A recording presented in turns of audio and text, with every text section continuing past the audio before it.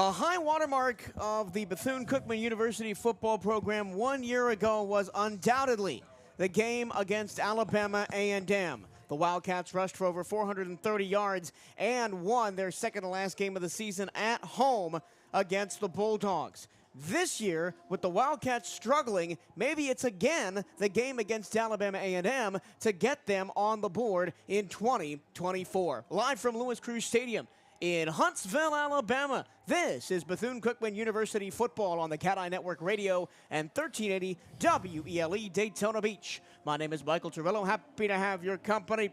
I have got a very tired but very alert Johnny Vickers up here with me in the press box. Johnny, how you doing today? I'm doing all right. Long trip, but we made it safely, you know? Yeah, we made it up here last night, drove all through the day and got here. The team has been stranded in Atlanta, since Tuesday. They left to get ahead of the storm. Like, how does that affect the mentality coming into a game? Because you haven't been home in almost a week. You know that you've got family and friends down there that have been affected by the storm where you can't do anything. Well, the coaching mentality is that you want to do the same way, the same thing, the same way all the time, right?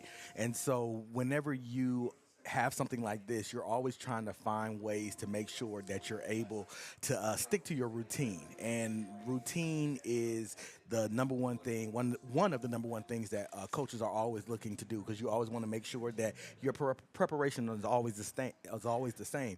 And coming from Florida during this time of year, we never know what might happen with the weather. And then, of course, we've been hit with back-to-back hurricanes in this state these past several weeks. So ultimately, Coach Woody and his staff are trying to make sure that this team stays in their routine and doesn't get out of that. This is a very abbreviated pregame show. Usually we get you 20 to 30 minutes, but again, with all the things going on, we didn't have enough time to prep the pregame show. We don't have any interviews for you today. We don't have any messages from Coach Woody, so we're just going to talk to you for about 5 minutes as the Wildcats are already on the field. They run onto the field left to right, maroon helmets, gold jerseys, maroon pants, maroon letters with a white trim. Alabama A&M getting set to charge out of the giant inflatable AAMU helmet to the left of your radio dial. They're wearing white helmets today with a maroon stripe and the AAMU logo on the sides. Or maroon jerseys, maroon pants with white numbers and a white stripe across the shoulders. And I want to talk about the matchup today because we could see a lot of points. Alabama A&M fourth in the SWAC in scoring 26 points per game. They lead the conference at passing at almost 300 yards per game. This is going to be a difficult one for the Wildcats to deal with as here come the Bulldogs. Yeah, the Wildcats have ultimately over the course of the season have struggled specifically defensively in being able to stop the run. And so it'll be imperative today that the Wildcats make sure that they have reinforced their front seven, front eight to make sure that they are able to limit Alabama A&M's ability to run the football. And for the Wildcats on offense, they have been stymied. 18.8 points per game. Almost all of their offensive metrics are bottom third of the SWAC. It hasn't been great this season, but if there's a defense to get it done against, it might be this one for Alabama A&M, who also ranks toward the bottom of the SWAC in most defensive categories. Well, you have to be able to take ultimately what the defense gives you. So if they're going to give you three yards, you take 3 yards. If they'll give you 8 yards, you take 8 yards. You want to make sure that you're able to protect the ball and ultimately, first downs lead to touchdowns. And I'll tell you what's going to be the most important thing, right? In this game, it's going to be the ability to make adjustments on the fly. We kind of saw the inability to do that the last time out as the Wildcats fell to Alabama State at home before the bye week. You have to make adjustments defensively against this team. They've played 5 quarterbacks, but we were told that it's Xavier Langford's ship. He was the quarterback last year. Mm-hmm. He's thrown for 300 yards and 3 touchdowns so far this year, splitting time with Avion Smith and Cornelius Brown. We were told it's going to be Langford's game. Defensive front seven has been our strongest point as we're tied for the conference lead in sacks. I think that might be the focal point today if they're going to try and pass the ball.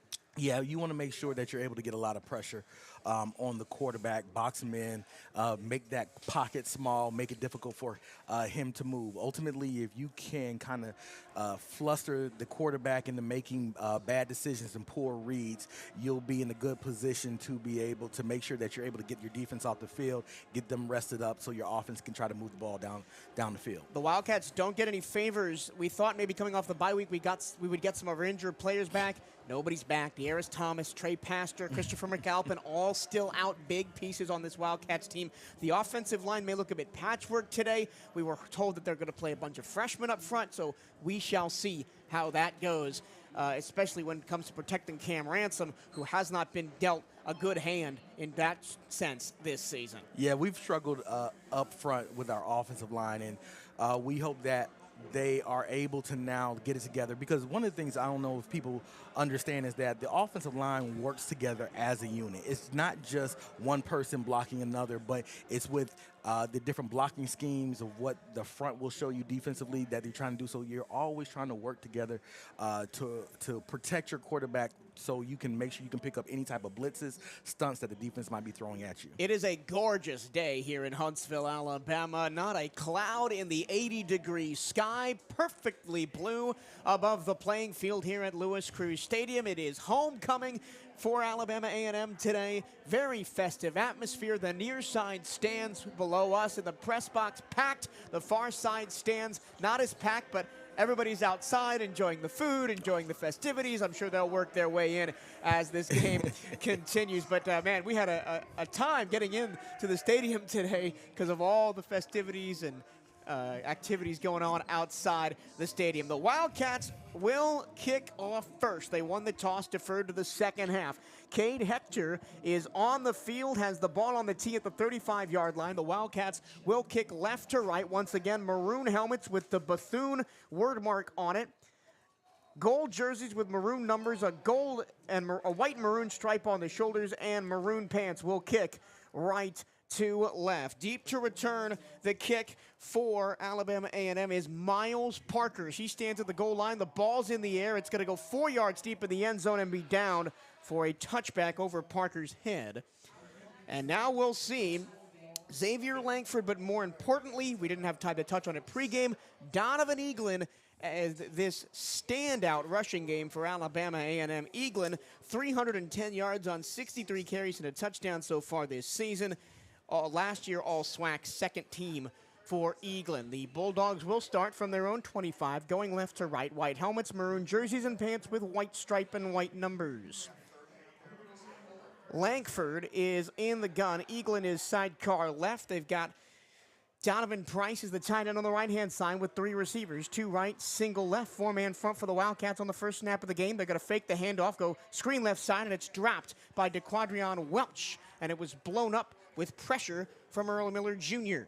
Yeah, it looked like a good play call defensively. The quarterback ultimately overthrew that pass, but we did have the defensive pursuit to make sure that it wouldn't have been a big game, even if he caught the ball. Caleb Blake was also in there at nickelback, causing some havoc. Same formation on 2nd and 10 from the 25. This time they're going to go play action again, run the same screen to Welch on the far side, 35, dragged out of bounds near the 40-yard line, a gain of 13 yards and a first down. Went back to the same side of the field. Our nickelback ended up slipping when he was getting out of his break, which was able to give Alabama A&M a first down in that play. They ran the exact same play 2 times in a row, and that time they connected with it. This time the wide side of the field is the far side left.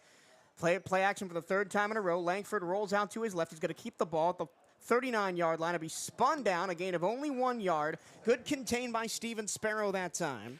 Great. The quarterback tried to get out of the pocket, rolling to his left, and great pursuit by Steven Sparrow, being able to make that open field tackle. Josh Thornhill was also in on the tackle from his safety spot. 2nd and 9 after the gain of only 1. Ball at the A&M 39-yard line going left to right. 14 minutes to go in the first quarter, just 1 minute gone by. 4 receivers to the left. It's going to be a quarterback drop in the middle for Langford. He's going to get a first down, a little bit more, up to the 49-yard line. Needed 9, got 10.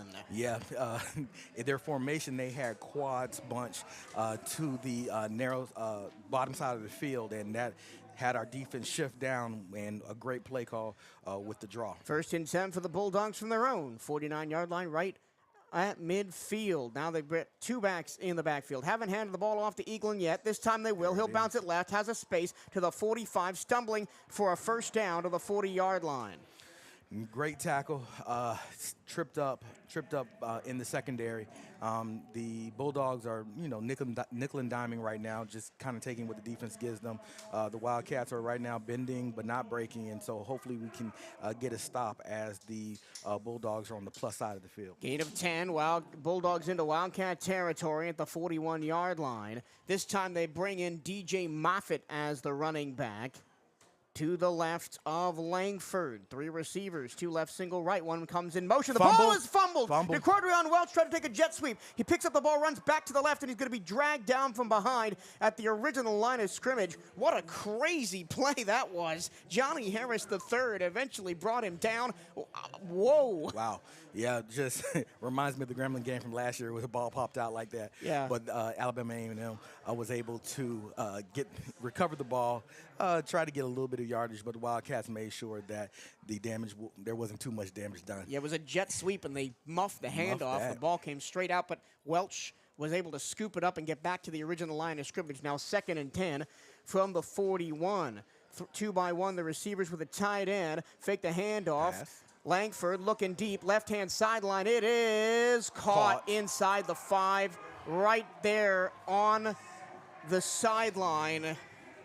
Keenan Hambrick with the big catch. Hambrick's their leading receiver, 17 catches, 211 yards coming into the game, and that's a big 30-plus yard reception that puts first and goal at the 2-yard line for Alabama A&M. Yeah, the quarterback was able to put the ball back shoulder to where only his receiver could get it.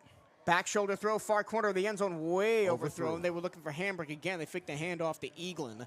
And Langford just threw that one out the back of the end zone, 2nd and goal from the 2. I just expected them to run the ball that time.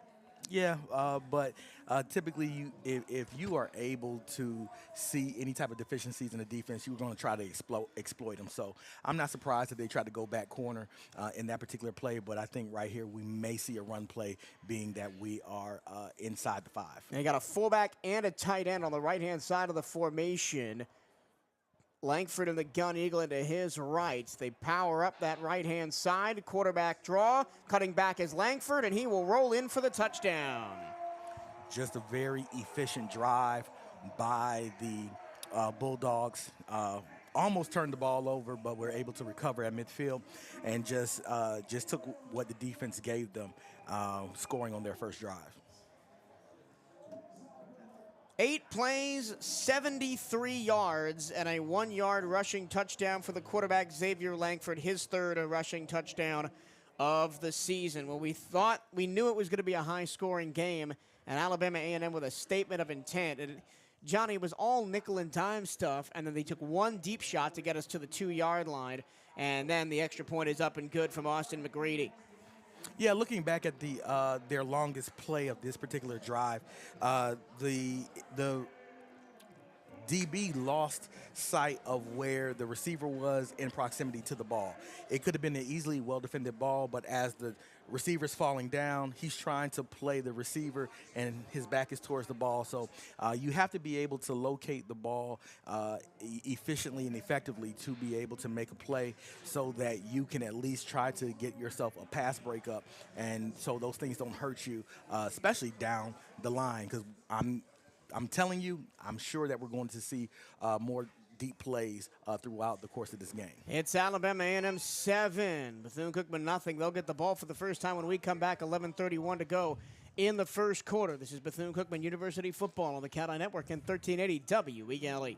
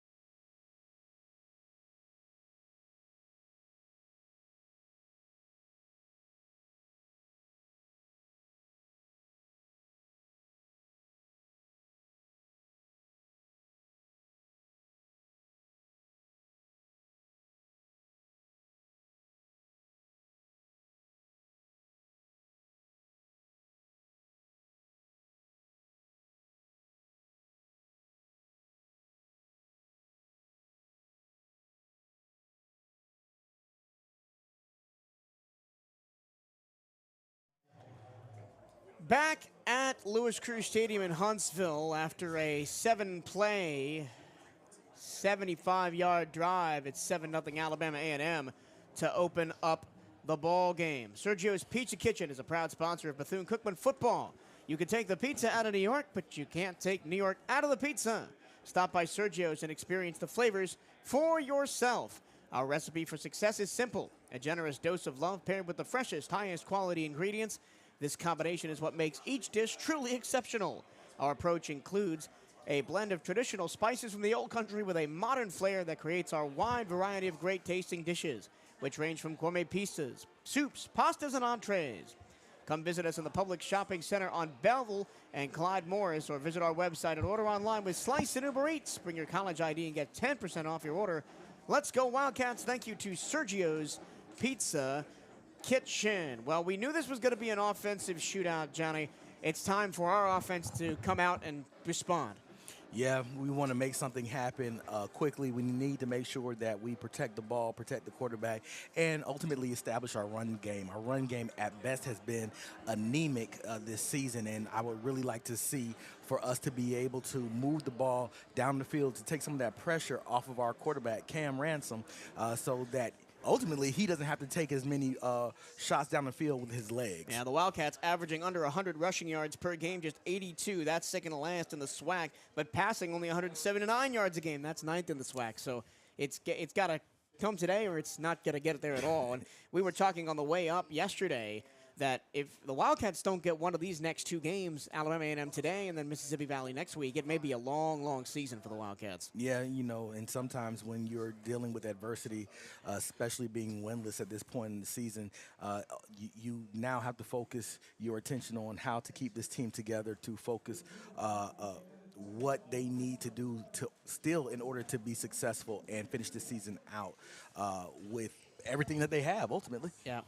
Alabama A&M gets ready to kick off. Austin McCready, the junior out of New Orleans, is both kicking and punting for the Bulldogs today. He's got Darnell Dees to stare at deep in the end zone for Alabama A&M, kicking left to right as we look at it from the press box here at Lewis Crew Stadium. We are a mile away because there's a running track around the field, and it's players look like ants if you ain't looking through the binoculars down there. But I'm gonna tell you, it is Alabama A&M has a beautiful facility, has a beautiful campus, and the scenery from this press box is simply amazing with what I call the baby mountains in the far distance. So, I mean, if you ever get a chance to come to Huntsville, Alabama, I promise you, you will not be disappointed. It is a beautiful city. And it's a beautiful day if you didn't join us right at the top of the show. 80 degrees, not a cloud in the pearl blue sky. At all.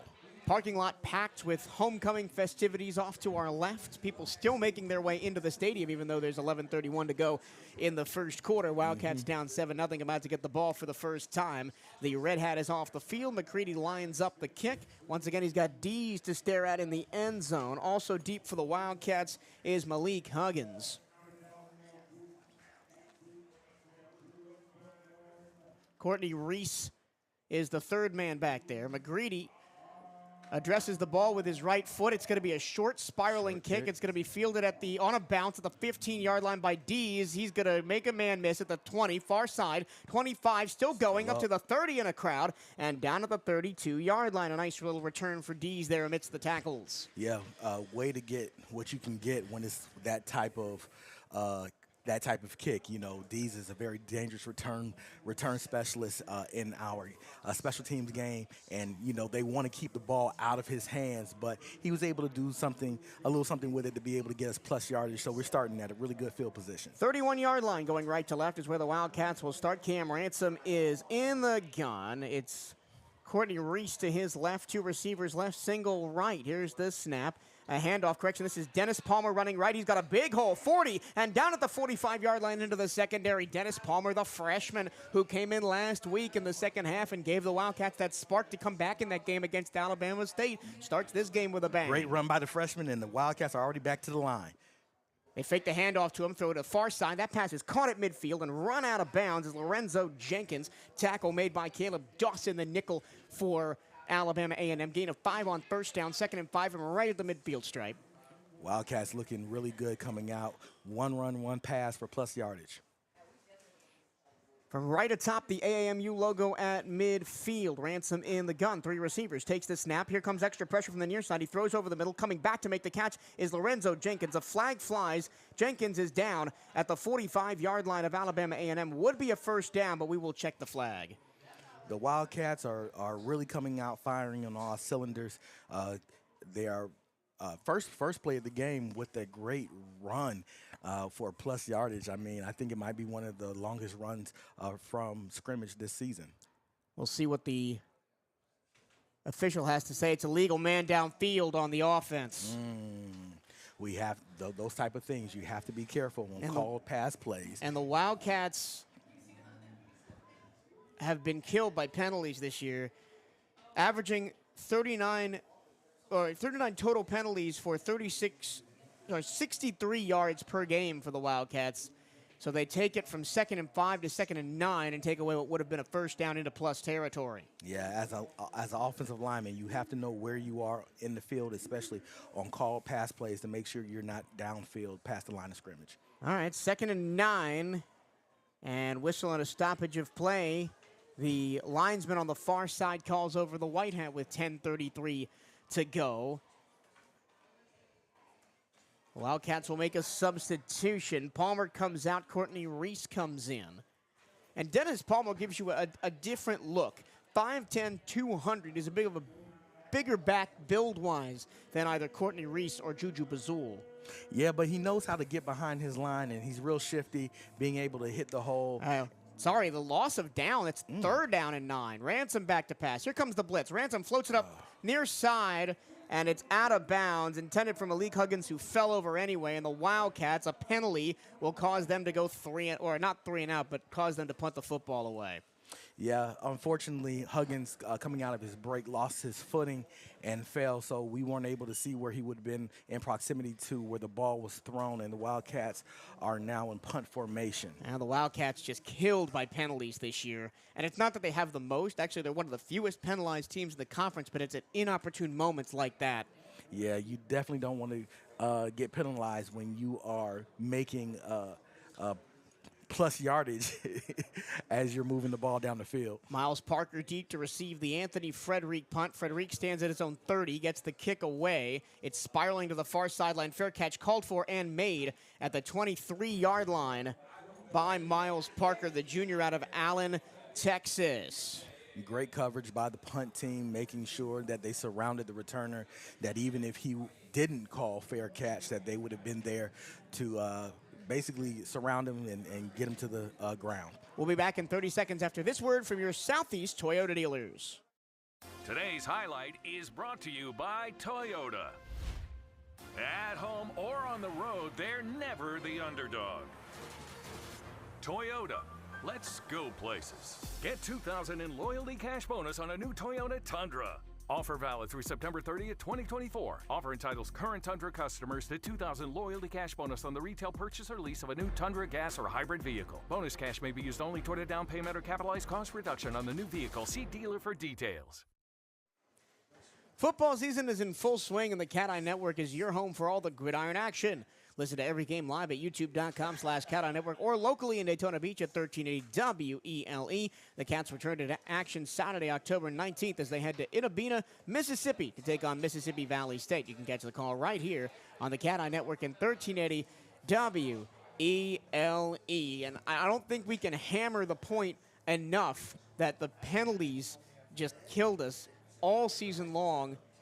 And another good example of it right there, right? An eligible man downfield on a play that would have gotten us a first down into plus territory. Absolutely. Penalties will negate drives and basically put you in the position to where you're fighting uphill. Just there, we were moving the ball very efficiently, keeping our quarterback upright, and then a penalty on a call pass play for an ineligible man downfield stops that drive, negates it, and now we have to punt. Football is back at the beach, and you can get your tickets now at the BCU box office and Ticketmaster.com. Don't miss your chance to see the Cats in action as they take on Jackson State for homecoming on Saturday, October 26th. Call the ticket office today at 386-481-2465. That's 386-481-2465, or visit Ticketmaster.com. So after a Wildcats punt with 10:20 to go in the first quarter, 7-0 Alabama A&M. They got the ball at their own 23-yard line going left to right. Langford is the quarterback. Eaglin is the running back. They're going to pitch it to him left-hand side, try to get around the edge. The Wildcats do a good job and limit him to only 1 yard gain. That's what you do when you have that quick toss sweep, trying to set the edge to make sure that you do not lose contain, and basically trying to just funnel him out of bounds so he doesn't gain positive yardage. Jeremy Greaves ran Eaglin out of bounds. 2nd and 9 after the 1 yard sweeper to the left-hand side. 3 receivers right, 2 left for Langford. He claps his hands. No snap forthcoming, trying to draw the Wildcats offside. Under 10 minutes to go first quarter. Second drive on offense for Alabama A&M. Langford fakes the handoff, goes far side. That pass is caught at the 30, right at the numbers. Driven out of bounds is the receiver, close to a first down at the 32-yard line. We'll see where they spot the ball. The receiver was Keenan Hambrick, his second catch of the game. His first catch was that big 30-plus yarder in the first drive of the game to set Alabama A&M up at first and goal. Right now, the Wildcats doing a great job of tackling and making sure that they don't miss tackles in the open field. 3rd down and 2. 2 by 2, the receivers. Wildcats show middle linebacker pressure up the A-gap. Now they back off. Langford looking to the sideline to potentially change the play, the senior out of Pelham, Alabama. Langford with Eaglin to his left. He's going to be a quarterback draw for Langford. He's going to have a first down as he falls forward past the 35 to the 37-yard line. Yep, just a great play call. The offensive lineman for Alabama A&M reset that line of scrimmage about 2 yards forward to be able to give him the plus yardage he needed for the first down. And we talked about this on the drive up yesterday, too. The defense being on the field and not being able to get stops. Yeah, you don't want your defense on the field too long. 1st and 10 for Alabama A&M from the 37-yard line of their own, going left to right. A long look towards the sidelines to get the play from offensive coordinator Dwayne Taylor.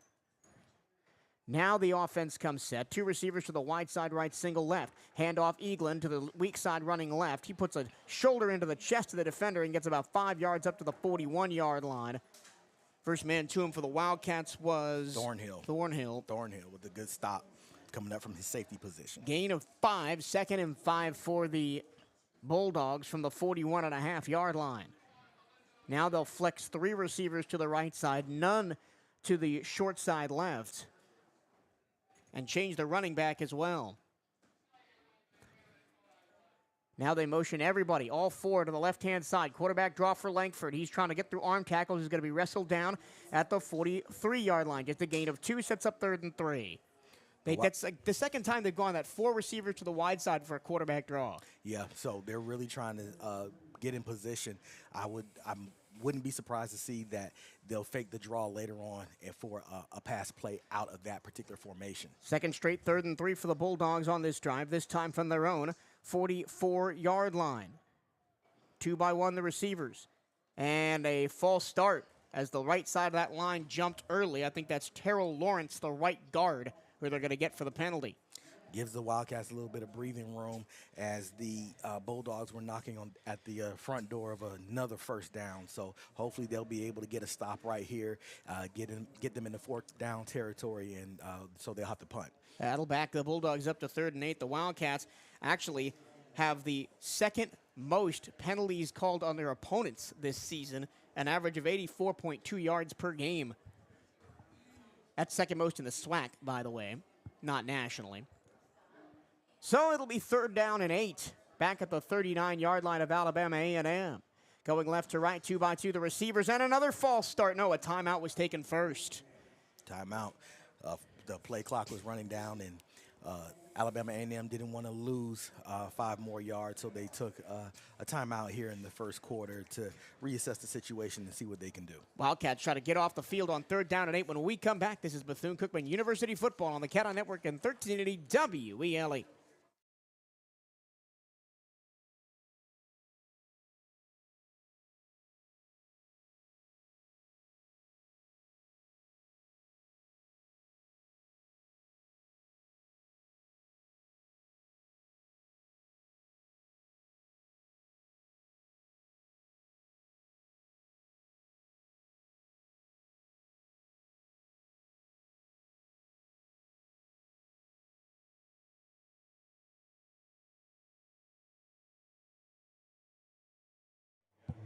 Back quickly here to Louis Cruz Stadium after the timeout was taken by Alabama A&M. They're facing a 3rd down and 8 from their own 39. They're in the same formation as they were before the timeout. 2 receivers to the right, 2 receivers to the left. The ball's on the left hash. The running back, Donovan Eaglin, is to the right hip of quarterback Xavier Langford. Wildcats show 4-man fronts. Everybody's standing now. Now the front gets into their 3-man stance, or 3-point stance. Wildcats with 5 in the defensive backfield, with the corners playing press man to the slot receivers. 6:07 to go first quarter. Alabama A&M up 7-0. Here's the snap. Langford pressured from the near side. He's going to run to the left. He's got space to the 40, but he's going to be run out of bounds to the 39-yard line, and the Wildcats will get off the field. Good stop. Good stop by the Wildcats, being able to make sure that they pressed him towards the sideline. He was trying to get upfield, but Corbett made sure that he was able to cut him off, get him out of bounds, and the Wildcats defense gets off the field. Alabama A&M. Oh, they're keeping the offense on the field. Hold on. Well, Bulldogs going way aggressive here. 4th and 6 from the 41. They're keeping their own 41. They're keeping the offense on the field. They snap the ball. It's a pooch punt from Langford. It is going to be take a Wildcat bounce to the 30, all the way back near the 40, and be down at the 39-yard line of Bethune-Cookman. Well, that's the first time I've seen that this season. Yeah.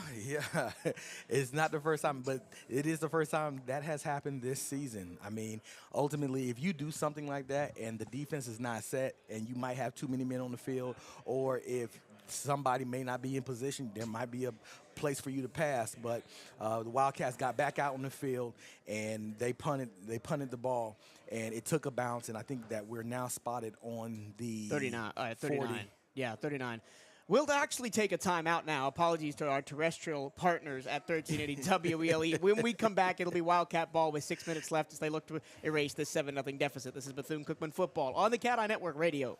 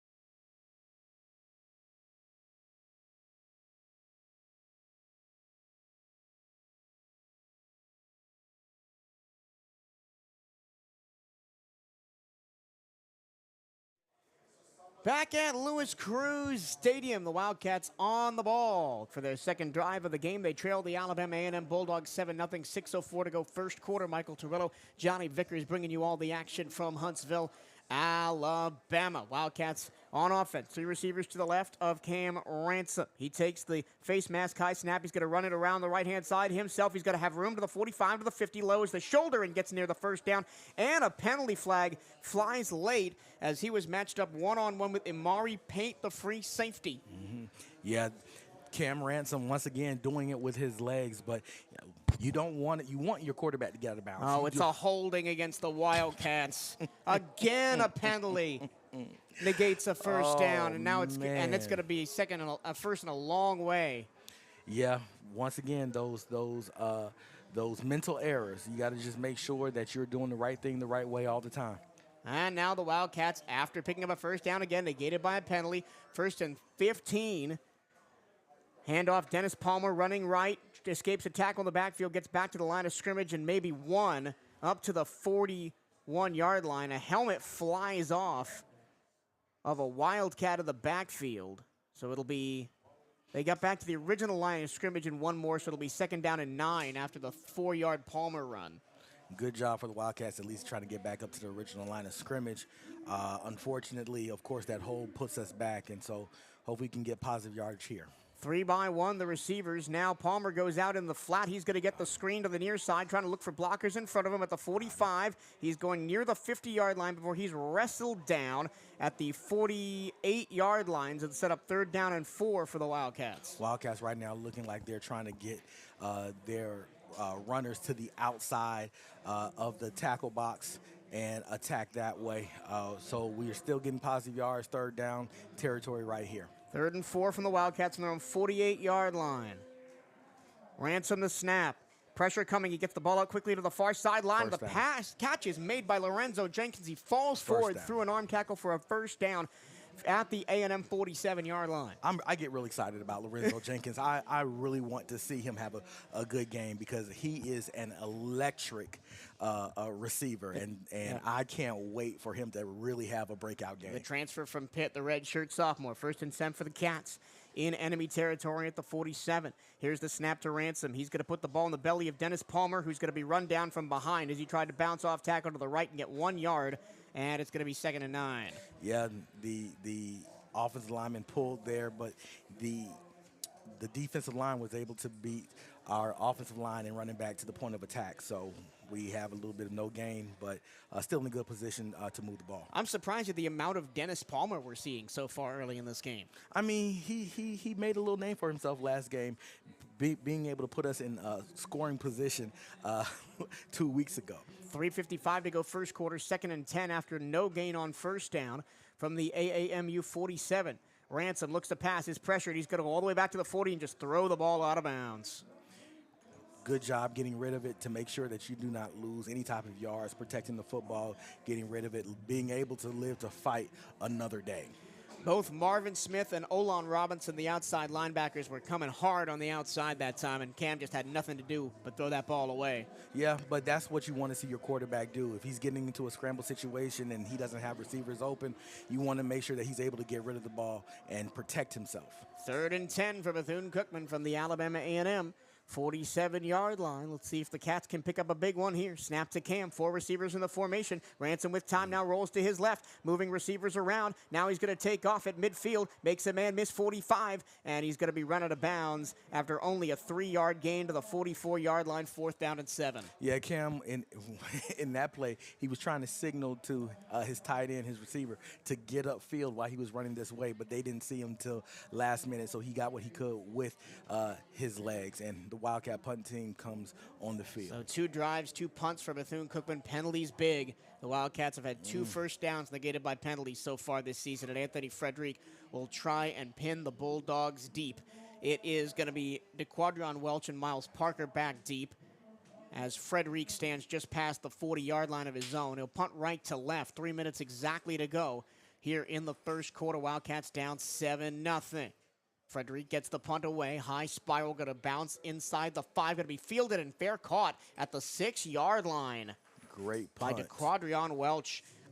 Is it too much of a stretch to say that Anthony Frederick has been the best player on the Wildcats this season? It's not at all, especially going back to the Clark Atlanta game where all 3 of his punts were inside the 2-yard line.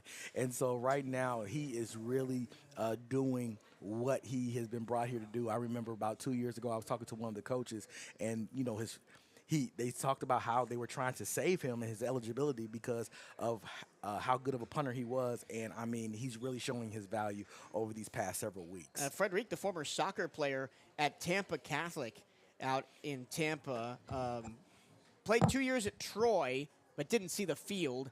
Then came to Bethune-Cookman, redshirted in 2022. Last year, over 1,000 yards punting, 41 yards per punt. This year, he's now up over 42 yards per punt and 1,000 yards punting, with 10 inside the 20, including another one right there to put Alabama A&M at the 5-yard line. You want that look for your punter, right? Someone who has good ball control, who he hasn't been shanking footballs over the field.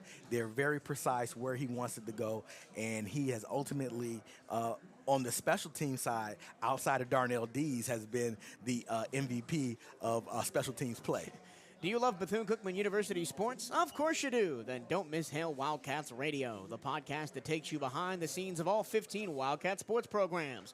Hosted by voice of the Wildcats, Michael Trevello, and featuring the expertise of sports information directors Bryce Reinowski and Brian Harvey, Hail Wildcats Radio delivers unparalleled coverage of your favorite teams. Tune in to 1380 WELE Daytona Beach every Saturday, an hour before the football game, to catch the show live, or listen anytime on your favorite podcast platform. A brand new episode just went up this morning. Go check it out. We're on Spotify, iHeart, Apple Podcasts, anywhere you get your podcast. That's Hail Wildcats Radio. And I want to give some love to Bethune-Cookman Volleyball. They should have had a home game tomorrow and a home game on Monday, but those games have been moved to Tallahassee because of the storm. Their next home game is October 26th, scheduled against Arkansas Pine Bluff. But I mean, those girls have been fighting hard. They're tied for third place in the conference right now, and man, they've done a good job. First and 10 for Alabama A&M from their own 5. Donovan Eaglin gets the carry, goes around the right-hand side. He's going to pick up 10, 15, up to the 20-yard line, first down. A very hard run by Eaglin with a stiff arm as he gets around the corner. Wildcats still able to minimize the damage, but you want them to be able to use the punt from Frederick. They spot him at the 18, first down, a gain of 12 on that carry from Eaglin. Still only 2 receivers in the formation, so maybe expect another run here. They're going to be play action, and the ball is out and fumbled by Langford, and he falls on it all the way back to the 10-yard line. Yeah, it looked like the ball just ended up slipping out of his hands, and looks like a little bit of miscommunication in the backfield that backs the Bulldogs up. They'll spot the ball at the 11. That's the second fumble that Alabama A&M's had so far in this first quarter. They've recovered them both, though. 1:53 and counting to go in the quarter, just 7-0 Bulldogs. Yeah, they're going to have to give one of those fumbles up to us, though. And now it's second down and a country mile, mark it 25. looks to be about. Second down in 23. As the ball's on the 11-yard line. Going left to right. Snap to Langford. He's got a play action pass over the middle of the tight end. Caught. Plenty of room. 20, 25, 30. First down up to the 32-yard line. Donovan Price, that was easy as you like. Great play call. Runs right by the linebacker. It's almost like it was a hot read for the quarterback to get it to him, and he turns that into big yardage. Langford play action throws right-hand side, almost picked off in the backfield as he was trying to get that screen to Welch. It was blown up by the Wildcats. Great job back there by Orrin Patu. Great job just being able to get there, break that pass up, and make sure that they didn't get any positive yardage on that particular play. All right, second down and 10 for Alabama A&M at their own 32-yard line, left to right. 1:05 to go in this first quarter, 7-0 Bulldogs over Wildcats. Langford with 3 receivers in the pattern, hands the ball off on a delayed handoff going left, and nowhere to go for Ryan Morrow. He's wrapped up and dropped it for no gain. Good job coming up from safety position by Thornhill, making sure that he does not gain positive yardage on that particular play. Wildcats are leaving their feet a little bit too early in the tackling game. They have to make sure that they make contact, engage with the runner, and then just drive through. Now the Wildcats got to get off the field here. Third down and 10. Big prevent defense from the secondary. 3 men to the left side of that formation, just 1 to the right for Wildcats in the defensive front. Empty set by the Bulldogs. Yep, 5 wide, 4 left, single right, plus the tight end. On 3rd and 10 for Alabama A&M, and they're going to call a timeout. That was a weird look from the Wildcats. Talk us through that one. Yeah, well, what happened was with the Bulldogs, they went quad left, single receiver right to the short side of the field. They're trying to make a matchup, basically. So they're trying to move the DB, the safety, and the linebacker over to the wide side of the field to be able to bring something back to the short side of the field and create a mismatch. So typically when you're in those particular positions, you look at angles, you look at field, and you look at your count as far as men go. And so if you do not have those things, and he did not like the look, that's why he called timeout. Well, ultimately he called timeout because they were running out of time on the play clock. Yeah, 14 seconds left in the quarter. It'll be 3rd down and 10 for Alabama A&M as they break the timeout huddle. It'll be an empty set. This time they swap sides of the field, though. So it's 4 receivers out to the wide side left, 1 to the near side right. Ball spotted left hash. 4 down linemen for the Wildcats. 4th and 10. Lots of talking at the line for Langford. Now he backs back up into the shotgun. Wildcats will only rush 3. Here's the snap. Langford pumps, looks, throws into one-on-one coverage. Wide open at the 50-yard line, and it's caught out of bounds at the Bethune-Cookman 45. There's Keenan Hambrick again. The Wildcats read the play correctly. He was just late getting out of his break, getting down to the short side of the field where the receiver caught the ball. Like I said, they were trying to create a matchup, and they were going to come down to this side of the field. Wildcats can't get off the field on 3rd down again, and that's the end of the first quarter. Alabama A&M 7, Bethune-Cookman nothing, but the Wildcats have punted twice and haven't really looked great on offense. The Bulldogs have moved the ball. The Wildcats can't get their defense off the field, especially on 3rd down and 10. Yeah, but the thing about it is the Bulldogs haven't done anything like special or out the way. It's just real simple things, and now it's about the Wildcats being able to read their keys, making sure that they're paying attention to detail, and to just go over what they've gone over in practice as far as the different types of formations and what they do out of those formations. And so you have to be able to understand and know what you're seeing and anticipate what's going to happen before it happens. That's the end of the first quarter. Wildcats nothing, Bulldogs of Alabama A&M 7. We'll take a break and be right back. This is Bethune-Cookman University Football on CatEye Network Radio and 1380 WELE.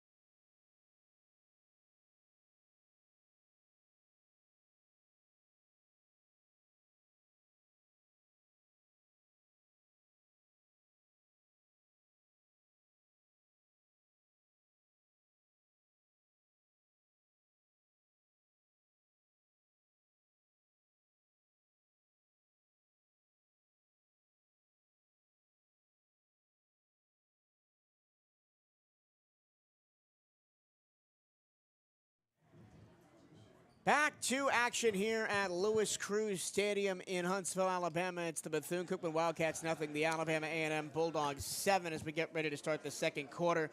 The Wildcats pretty much as advertised on both sides of the ball for, so far. Only 2 first downs for the Wildcats. 30 yards rushing, which is impressive for Bethune-Cookman. But Alabama A&M through the pass game, they've got it done. Langford, 5 of 8, 101 yards, and 61 of those on the 2 completions to Keenan Hambrick, both for big first downs. Yeah, just like before the end of the half, what I said was going to happen. They were trying to create a matchup going to the wide side of the field so they can come back to the short side of the field, and they took advantage of the one-on-one, and the safety reacted too late getting to the ball. Alabama A&M will start with the ball, 1st and 10, right after that big first down right at the end of the first quarter. They're at the Bethune-Cookman 47-yard line, going right to left in the white helmets and maroon jerseys and pants. Bethune-Cookman maroon jerseys, maroon helmets, gold jerseys, maroon pants. Lots of motion to the backfield pre-snap. They hand the ball off to Morrow. He's got to find space to the 39. Big old gain there, and it's 2nd down and 4. Good job by the Wildcats. About a 6-yard gain. One of the things that I need the Wildcats to be careful is making sure that their ends do not make sure that they keep contained. They keep the 2 tight ends in the backfield on 2nd and 4. Langford with Morrow to his left. He's going to hand the ball off up the middle. Morrow into the traffic. Is going to be 2 yards short of the first down to the 41-yard line, sets up 3rd and 2. Right now, the Bulldogs are doing nothing but running between the tackles, and they're doing a good job of resetting the line of scrimmage and getting that push that they need in order to get positive yardage. 3rd and 2, actually 3rd and 1 after they spot the ball up to the 38-yard line of the Wildcats. Wildcats stack the box with 7 in it. They're going to run the ball. Morrow connected behind the line. He's driving forward. It depends on the spot. It looks like he's short. He's short by a yard. Good job by the Wildcats of getting in and filling the gaps to be able to keep him short of the first down. I expect A&M to keep the offense on the field here, 4th and 1. Absolutely. Absolutely. They're going to go for it. 4th and 1 from the Wildcat 38-yard line. Wildcats stack the box again. Langford with Donovan Eaglin now for the first time this quarter in at running back. The ball's on the right hash. 13:22 and counting to go until halftime. 4th down and 1. Quarterback draw. Langford picks his way through it a whole lot more. He breaks into the secondary on the right-hand side up to the 25, 20, and all the way out of bounds inside the 15-yard line. Yeah, just at the point of attack. That's all they did. They came down, double-teamed, got the D-tackle out the way, and he hits the hole, takes it to the opposite side of the field for positive gain, and now they are in the red zone, ready to strike again. 1st and 10 from the 14-yard line. Donovan Eaglin breaks an arm tackle to the 5, still going into the secondary. It'll be 1st and goal from the 2-yard line. A back like him, you cannot arm tackle him. You're going to have to go mano-a-mano and at least go for his legs.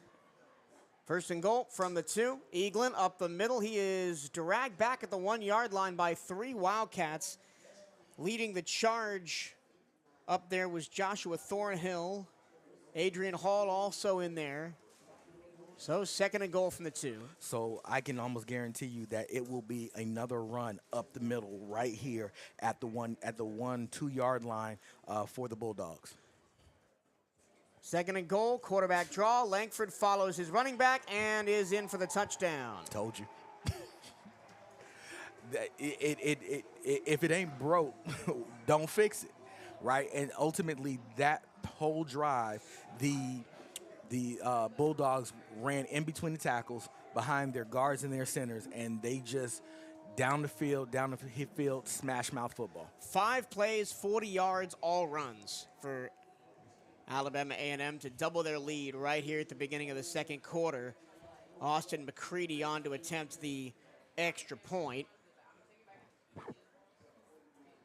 It is up. It is good.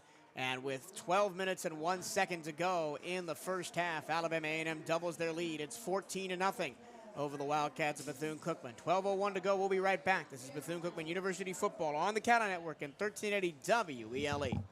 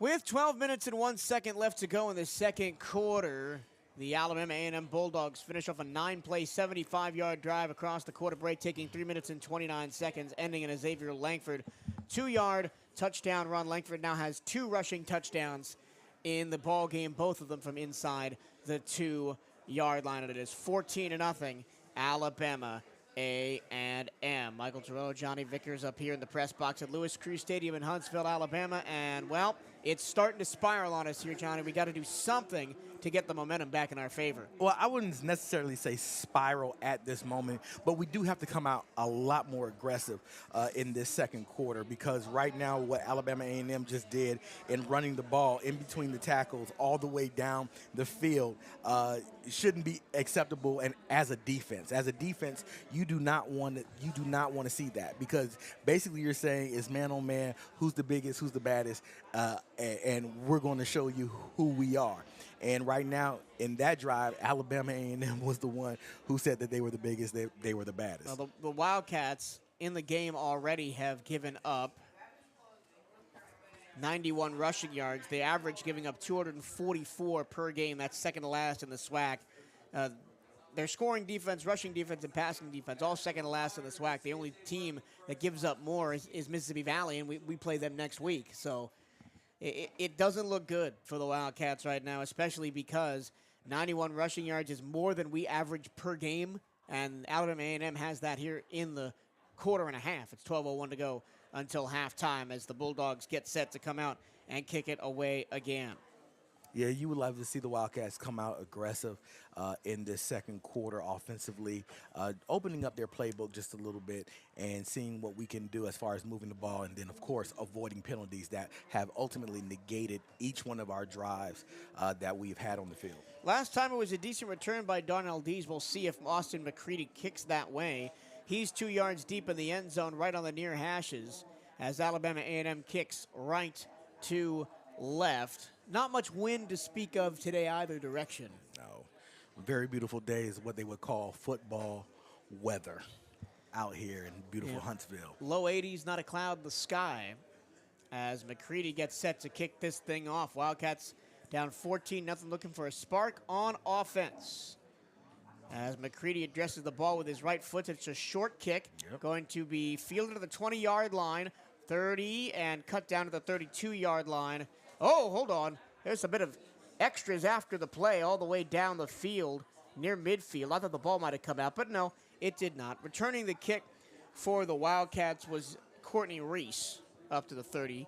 Yeah, and when you have those sky kicks like that are short, you have to be careful when you're coming up to catch them, because they can easily bounce off of you and go the opposite direction for the kicking team to follow on it. So you have to make sure that you secure that ball before you make any type of move.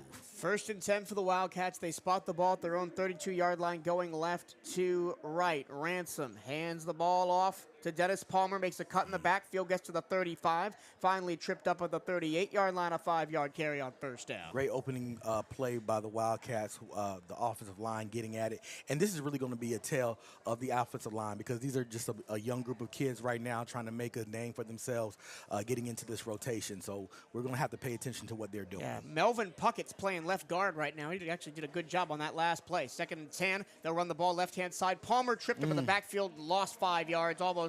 Actually, they'll give him a pretty generous spot at the 34-yard line. Still brings up 3rd down and 8. Now, if you're going to come in and run the ball like that, you have to understand that the safeties are going to come up and feel very aggressively, just like they did there. So you want to make sure that your linemen and your receivers are getting up to the 2nd and 3rd levels to start blocking downfield. 3rd and 8 for the Wildcats from their own 35.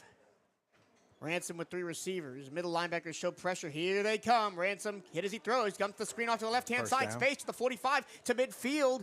And finally run out of bounds near the Alabama A&M 45-yard line. Great job by the Wildcats to read that blitz and flip the screen out to Dennis Palmer. Great job by Cam Ransom staying in the pocket, getting the ball out to Palmer, and then Palmer just turning it into a big game and a 1st down for the Wildcats. Into Alabama A&M territory for the 2nd time today. Spot the ball at the 43-yard line, and all sorts of motion before the ball is snapped. I don't see a flag down. The referee, I think, said the ball was not ready, so no penalty on that play. The Wildcats get away with one. I see Coach Connell Maynard down there for Alabama A&M. He wants an explanation. Yeah. So the Wildcats get a chance to reset. All right, 1st and 10 for the Wildcats from the Bulldog, 43-yard line. Ransom with Courtney Reese back there. He's going to take a play-action snap, and he's going to be sacked all the way back past the 50 to the 47-yard line. That's a 10-plus yard sack. And if you're Cam, you just got to throw that ball out of bounds. Well, it's not even about throwing the ball out of bounds. I can't tell if he lost his footing, but it looked like once he saw the pocket collapsing that he was about to make his move out of the pocket to at least try to extend the play, and ultimately lost his footing, and the defensive line was able to get to him. A big play and now a really, really negative play. 2nd down and 20 after the loss of 10 for the Wildcats. They're back on their own side of the field at the 47-yard line. Ransom the snap. Pressure up the middle. He's got to throw the screen again. Caught. Midfield making a man miss in the middle of the field. 40, 35, 30. Still running down to the 25-yard line of the Wildcats. Pick it up on 2nd and 20. Woo. Look out. There goes Bun Ross. Woo. Great play call. Great catch and run by the receiver. Javon Ross, the freshman out of DeLand. This time the Wildcats will hand the ball off. It goes up the middle to Courtney Reese. Falls forward, gain of 3. Past the 25 to the 23-yard line. Good job with the play calling. Wildcats trying to sustain this drive. And one of the things that we have not encountered thus far is a penalty. So hopefully we keep this trend up. Ransom snaps the ball quickly. He's going to keep it, roll left, throw it over the middle. The tight end makes the catch at the 15, down to the 10. That's Marcus Velez on a beautiful crosser. 1st down, Wildcats. And great discipline by the receiver in that particular position. He almost blocked the DB in the back, but he held up to make sure that he did not get that penalty to keep this drive alive. 1st and goal of the Cats, 10-yard line. They fake the handoff. Actually, no, they do give the handoff to Palmer up the middle. He gets nothing. 2nd and goal from the 10. Hey, we're in great plus territory here, and we want to make sure that we take advantage of being here in the red zone. So right now, they're doing a good job in play calling. With 8 minutes to go in the 2nd quarter, down 14. Lorenzo Jenkins came up after that play limping, and he had to be assisted off the field.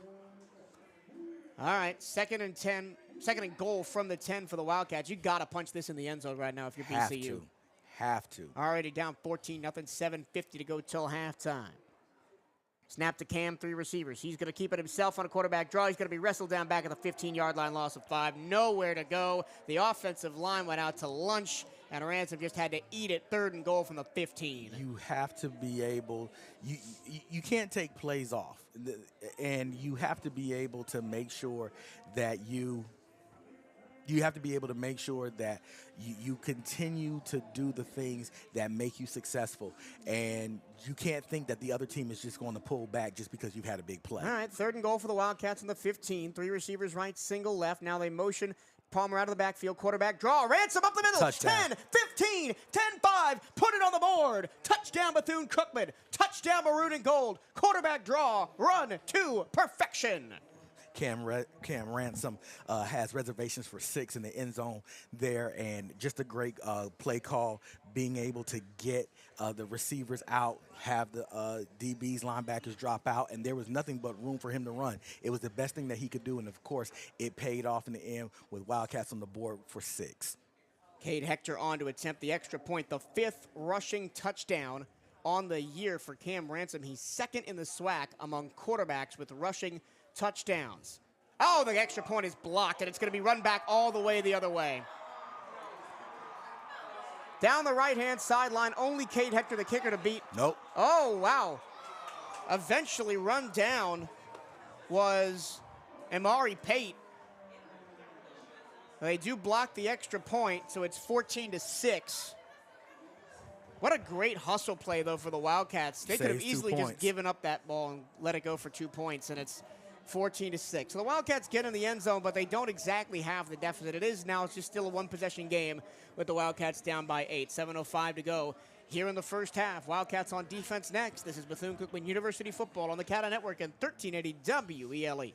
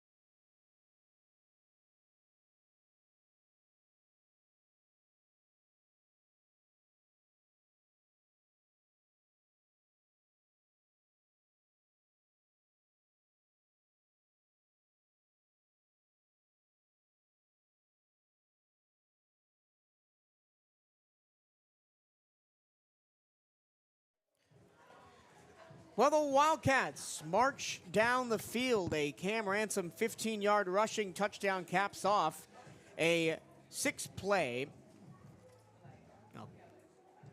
Check that, a 10-play, 68-yard drive taking 4 minutes and 51 seconds off the clock. The Wildcats had their extra point blocked, but they trail the Alabama A&M Bulldogs 14-6 with 7:05 to go in the first half. Nike is the official outfitter of the Bethune-Cookman Wildcats. Gear up on the newest BCU Nike gear at nike.com/Bethune-Cookman Wildcats. So, Johnny, a much-needed bit of momentum there for Bethune-Cookman as we head towards halftime. Yeah, we really needed a score, and Cam Ransom put it in the end zone just when we needed. Unfortunately, we weren't able to convert on the PAT. The block came from between the guard and the center, and when that type of things happen, you can't have those things happen. You have to block down and make sure you protect your kicker and your holder. Well, it's still a one-score game, and now it's up to the defense to hold Alabama A&M. Cade Hector kicking off left to right. He squibs it. It's going to bounce at the 20-yard line, roll all the way inside the 10, fielded at the 8, bobbled a little bit. The Bulldogs are going to bring it out, running laterally left to right all the way across the field from numbers to numbers, and DeQuandrion Welsh is ripped down at the 11-yard line. Excellent coverage by the Maroon and Gold. Oh, that's just great coverage. The return team tried to get them out of their lanes, but the kicking team, Wildcat kicking team, was just in hot pursuit, making sure that they did not lose contain on that particular return and keeping the Bulldogs deep in their territory. All right, Wildcat defense got to lock in here. They've got deep field position. Spot the ball at the Bulldog 12-yard line. Langford in there, takes the snap, hands the ball off, running right. Yep. That's a great hole to the 20, to the 25, 30, still going, stays on his feet. That's DJ Moffitt, the junior out of Phoenix City, Alabama. And for the second time, when we've had him backed up at the 10-yard line, they got a big rushing play on first down. That was just a pulled guard. Yeah, simple as that. Not just a pulled guard, but it was a pulled guard with the offensive line blocking down, able to wall off the backside of the defense, and that's what happens when you are able to do those things. 20-yard run, jet. Well, no, they faked the jet sweep, and over the middle goes Langford. He gets crushed at the 35-yard line, gain of 5. Thornhill coming up from that safety position to put a stop on that QB draw. I haven't seen Raymond Woody III out there today. No. Thornhill's been in his spot at safety. So 2nd and 5 after Langford took a big hit. He popped straight back up, though. They keep DJ Moffitt in there at running back, do Alabama A&M. They just go one receiver each side, one tight end to each side of the line. So a run-heavy formation with 4 down linemen for the Wildcats. 5:51 and counting to go in the first half. Wildcats down 8, 14-6. Snap to Langford, delayed handoff up the middle, and nowhere to go for Moffitt, but he sneaks away for 2 yards. I thought they had him in the backfield, but a good tackle made by the Wildcats. Sean Russ, the other safety, made the stop. Now 3rd down and 3. He was able to get out of the first tackle by Hall, but the Wildcats were able to contain him and to make sure that the game wasn't as bad as what it could have been. Wildcats need to get off the field on 3rd down. They haven't been able to do so pretty much at all in this game. 3rd and 3 for the Bulldogs from their own 37. Wildcats show pressure up the middle. Langford changes the play. Real strong formation to the right side. Tight end and fullback in there on the right-hand side of that line.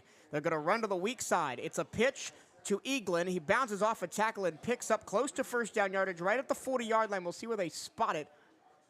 And he got the first down by an inch. Yeah, it was a designed pitch where the quarterback comes downhill, attacking the end man on the line of scrimmage, which is Orrin Patu. Orrin Patu did what he was supposed to do, making sure that his man, the quarterback, didn't do anything. And the Bulldogs get the first down. Bulldogs look to go quickly on 1st and 10. Now they'll change the play at the line. 4:24 to go in this first half. They want to go down and score and not leave any time left on the clock for the Wildcats to respond. Bulldogs at their own 40-yard line with 6 seconds left on the play clock. Now they get into three-point stance and snap the ball. Play action Langford looking deep over the middle. He's got a man running between the safeties, and it's almost intercepted off the fingertips of Johnny Harris, the cornerback, who is in lockstep with Keenan Hambrick down the middle of the field. Almost an interception. He was going up like he was going to catch the ball. The ball went off the tip of his fingers, but just a great defensive pass breakup by Johnny Harris, being able to drop back to the middle of the field to make that stop. I think that's the first deep shot that Alabama A&M's taken that we've defended well in this ball game. It has been. So hopefully the Wildcats are having their wake-up call, knowing that if they get the offense back on the field, that they have a chance to score. Now 2nd and 10. A lot of hard count from Xavier Langford on this drive, trying to get the Wildcats to jump early. Now they take the snap. It's going to be a run to the left-hand side. Lots of space for Eaglin. He's going to be pushed out of bounds near midfield. They'll spot the ball, a gain of 7 yards.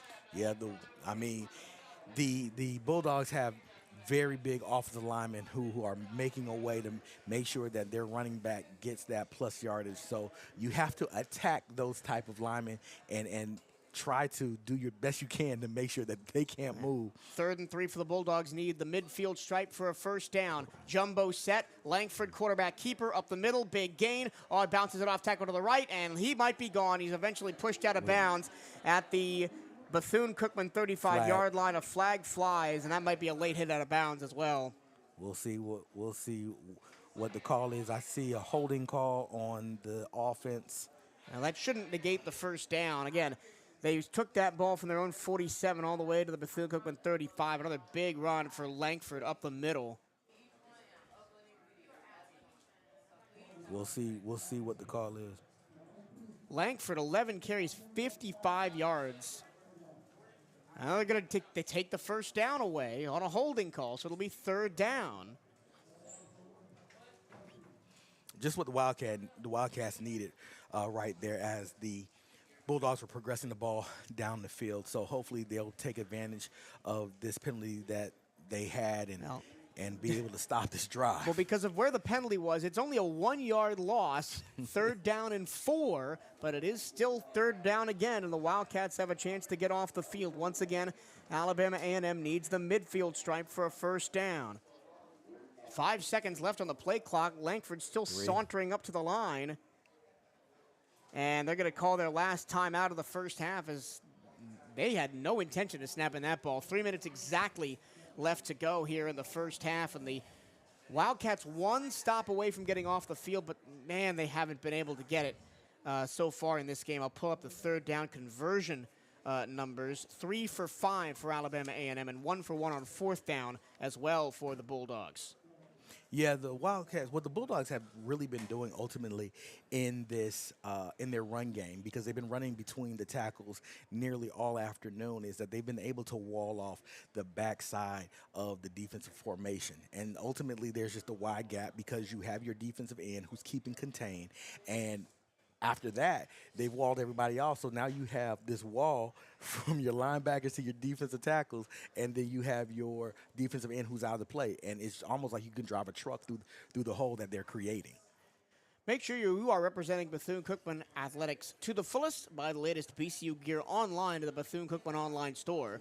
Go to bcuathletics.com and click on Shop to find the newest BCU clothing and apparel. That's bcuathletics.com and click on Shop. So put yourself in the mind of offensive coordinator Dwayne Taylor here, Johnny. What do you dial up on 3rd down and 3 when you need another one to drain the rest of this first half off the clock? If I'm Coach Taylor right here, and we've had so much success in our running game, I'm going play action easily. I am going play action, coming downhill, pulling that ball, rolling out the opposite direction or backing up, and seeing who's free, specifically probably looking for my tight end or a receiver that's coming across the middle. So I would say look for play action coming in this next play. They've specifically looked for Keenan Hambrick on those deep shots. They've looked for him 3 times. He's got 2 big catches for 61 yards. And I agree, but I don't know. I might think they might want to run a sweep because they've had success getting outside the tackles. They have had success getting outside the tackles, but we've seen more plays of them running downhill, between the tackles all day, especially in this second quarter. But however, one of the things that we haven't seen yet is we haven't seen a lot of play action. And ultimately, when you don't see a lot of something that can ultimately lull a defense to sleep, they're not expecting it because other things have been working very efficiently. So we'll see here, and I wouldn't be surprised either if they have a called quarterback draw. Yeah, the quarterback draws have been crazy as well. Langford has been eating the Wildcats alive. He has 11 carries for 51 yards. So it's 3rd down and 4. Wildcat defense trying to get off the field with 3 minutes exactly left to go in the first half, trying to get one more shot at the end zone, down 14-6 right now. As we wait for the Red Hat to get off the field, the Bulldogs are in 2-by-2 formation. The ball is on the right hash mark. The Wildcats look like they're going to be in 4-down linemen. We'll see how, and then press coverage on the outside receivers. Yeah, we'll see what happens, what the play call looks like. Yep, Red Hat off the field, 3rd and 4 for the Bulldogs. Here's the snap to Langford, looks to pass. He's going to launch one down the numbers, and it is incomplete. No flags. He was looking for Hambrick again. Lockstep with him was the defender for the Wildcats, Loveland Don Willis. Oh, is there a flag? I didn't see it, but there is one. Unbelievable.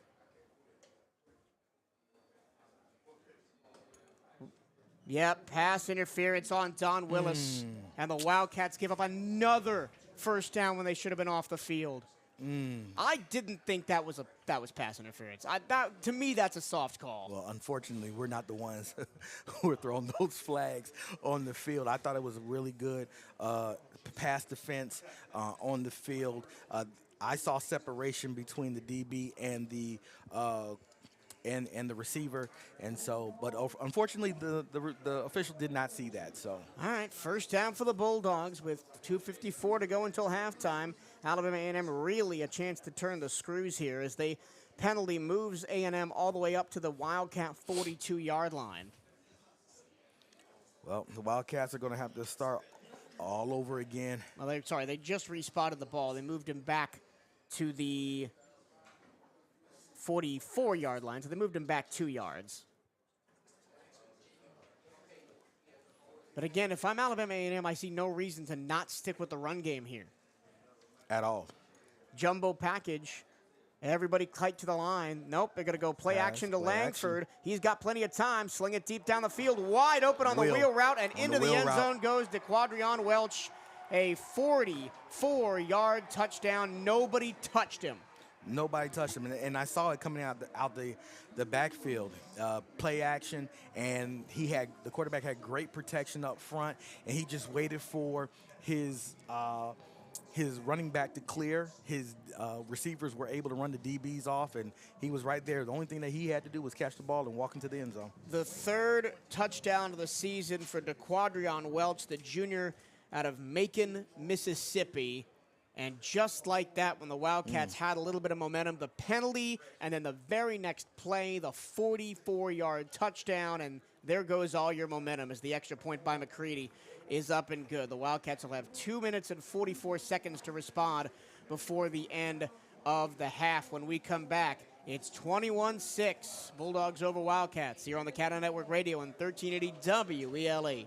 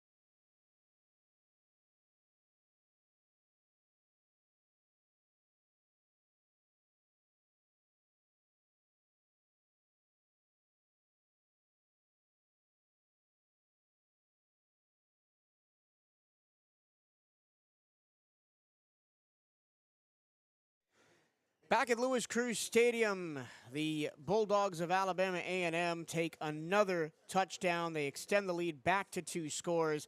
They go 9 plays, 88 yards in 4 minutes, 13 seconds with a 44-yard touchdown pass at the end of it from Xavier Langford to Jaquadrion Welch. And the Wildcats now find themselves once again down by multiple possessions. But they got 2:44 on the clock. The offense moved the ball well on their last drive, went 68 yards in just under 5 minutes for a touchdown.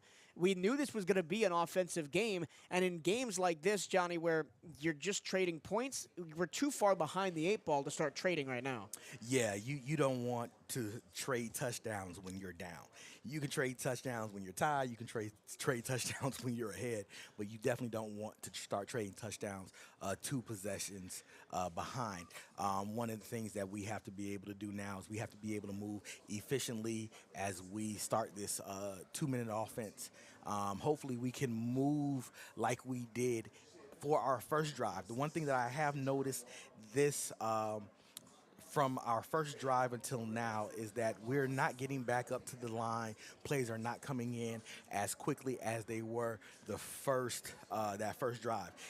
It seems like the first drive, the plays were scripted. They knew exactly what they were going to run. They were getting up to the ball, getting downfield. Of course, we know that penalties negated that particular drive. However, we need to be able to move fast to be able to keep the defense off balance so we can continue this momentum. So hopefully we're able to do something with the ball for this drive in this last 2 minutes and 44 seconds of the first half. The one thing that I think has been working for the Wildcats on offense is the screens. The screens have been good, especially to Dennis Palmer when he leaks out of the backfield. Yeah, you want to get the ball into your playmakers' hands. You want to make sure that, like I said, you want to keep the defense off balance. You need them to worry about multiple people on the field, not just one. Austin McCready gets set to kick it off for Alabama A&M. They'll kick right to left, 2:44 to go in this first half. Wildcats down 21-6. Another short kick. It's going to be bounced, and the ball pops up in the air, and Alabama A&M has it, and it's going to be Bulldog ball inside the Wildcat 20. Like I said, you have to be able to recover that ball. When they do the sky kicks and they're kicking short, that's one of the things that they're trying to do. They're trying to recover the possession. They're trying to get the ball back inside of their territory. So you can't lollygag up there. If you let the ball bounce once, recover it, get out of bounds, whatever you have to do. But our return team, our returners didn't get up to the ball fast enough, and what? Here comes the coverage team, able to cause some disruption in the backfield, and Alabama A&M gets the ball back.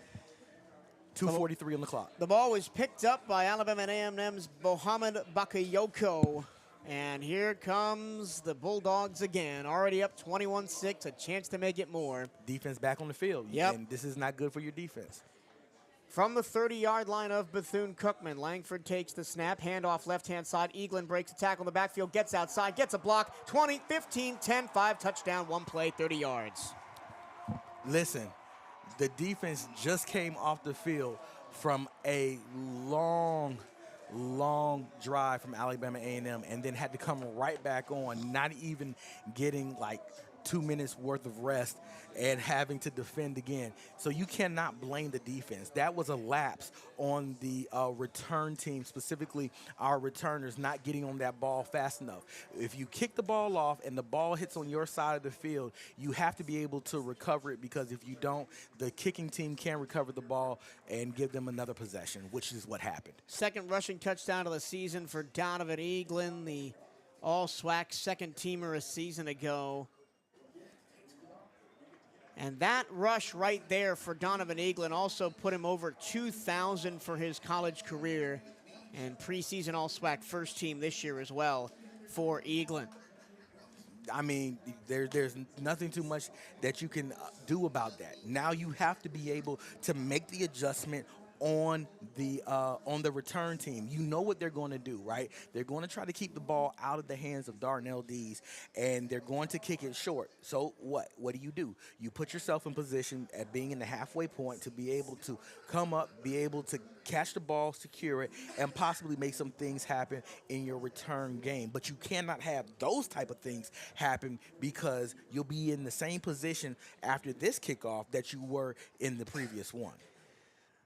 So on that botched kickoff return for the Wildcats last time, Amari Jones was the up man that initially made contact with the ball. He got blown up by Bakayoko, who just picked up the ball.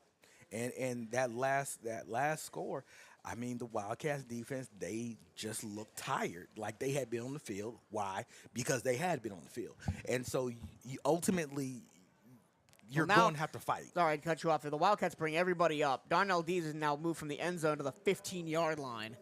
That's how you make an adjustment. The adjustment should have been made, but now at least they're making it here. Now, don't be surprised now that with our returners moved up, that they don't kick it over their head. Yeah, I think that's what McCready might do right now. Just kick it over their head. Yeah. So. Well, the Wildcats only waste 10 seconds off the clock from the last time, but they're down another touchdown. It's now 28-6 Bulldogs. Now, if I'm Coach Woody, I'm trying to put this ball in the end zone as fast as possible, and then I could possibly come back and do an onside kick to try to recover the ball and give myself another opportunity to recover what we lost in that previous kickoff return.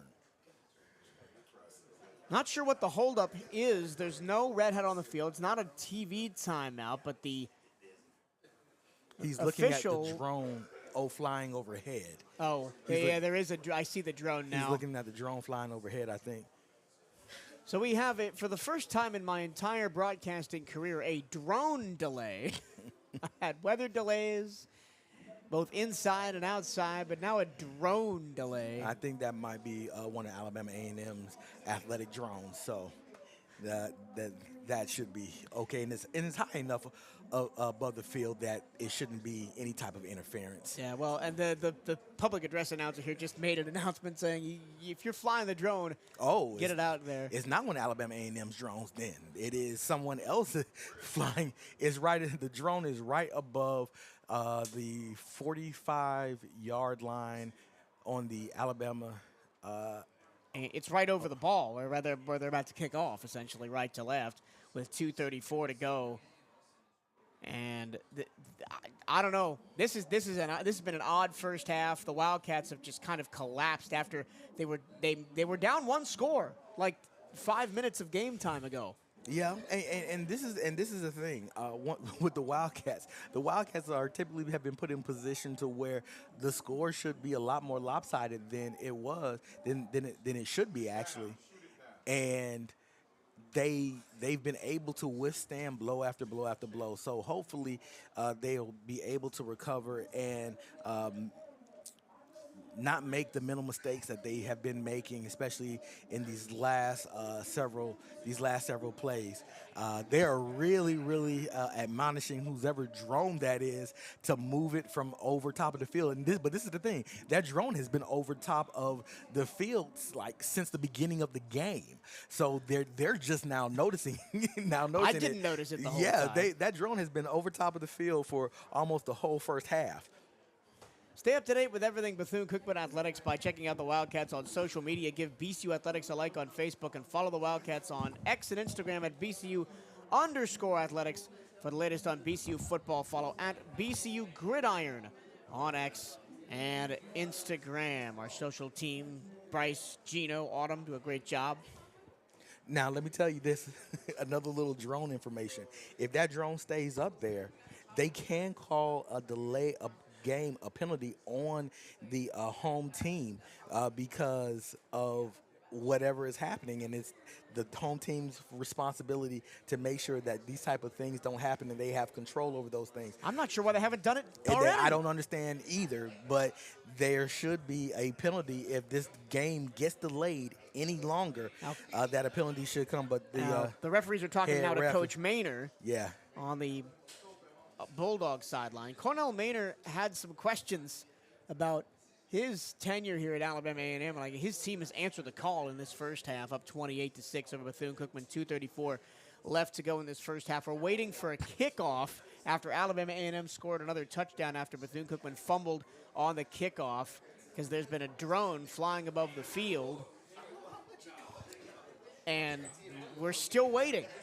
Yeah. Austin McCready has picked up the football. He's walking around with it near the tee at the 35-yard line. The Wildcats have been out there in punt return formation for about 5 full minutes here. Oh, the drone moved a little bit. Everybody started cheering. Then it stopped. Come be a part of BCU Athletics and support the CatEye Network. If you or your business is interested in partnering with us here on the CatEye Network, you can reach out to the Wildcats Athletic Communications Department at bcusportsinfo@cookman.edu. That's bcusportsinfo@cookman.edu. I mean, the stats are not good. 147 rushing yards for the Bulldogs, 36 for the Wildcats. 163 passing yards to just 79 for Bethune-Cookman. 37 total plays for Alabama A&M, just 20 for the Wildcats. Wildcats have 115 yards. Alabama A&M has 310 yards of offense in this first half. Yeah, and if you look at it, the possession time has been extraordinarily lopsided, with Alabama A&M with almost 18 minutes of possession time versus Bethune-Cookman almost 9 minutes. And now they're showing the drone on the big screen. They're playing the Jeopardy theme. This has become farcical here at Louis Cruz Stadium. We've stopped for over 5 minutes now because there's a drone above the field.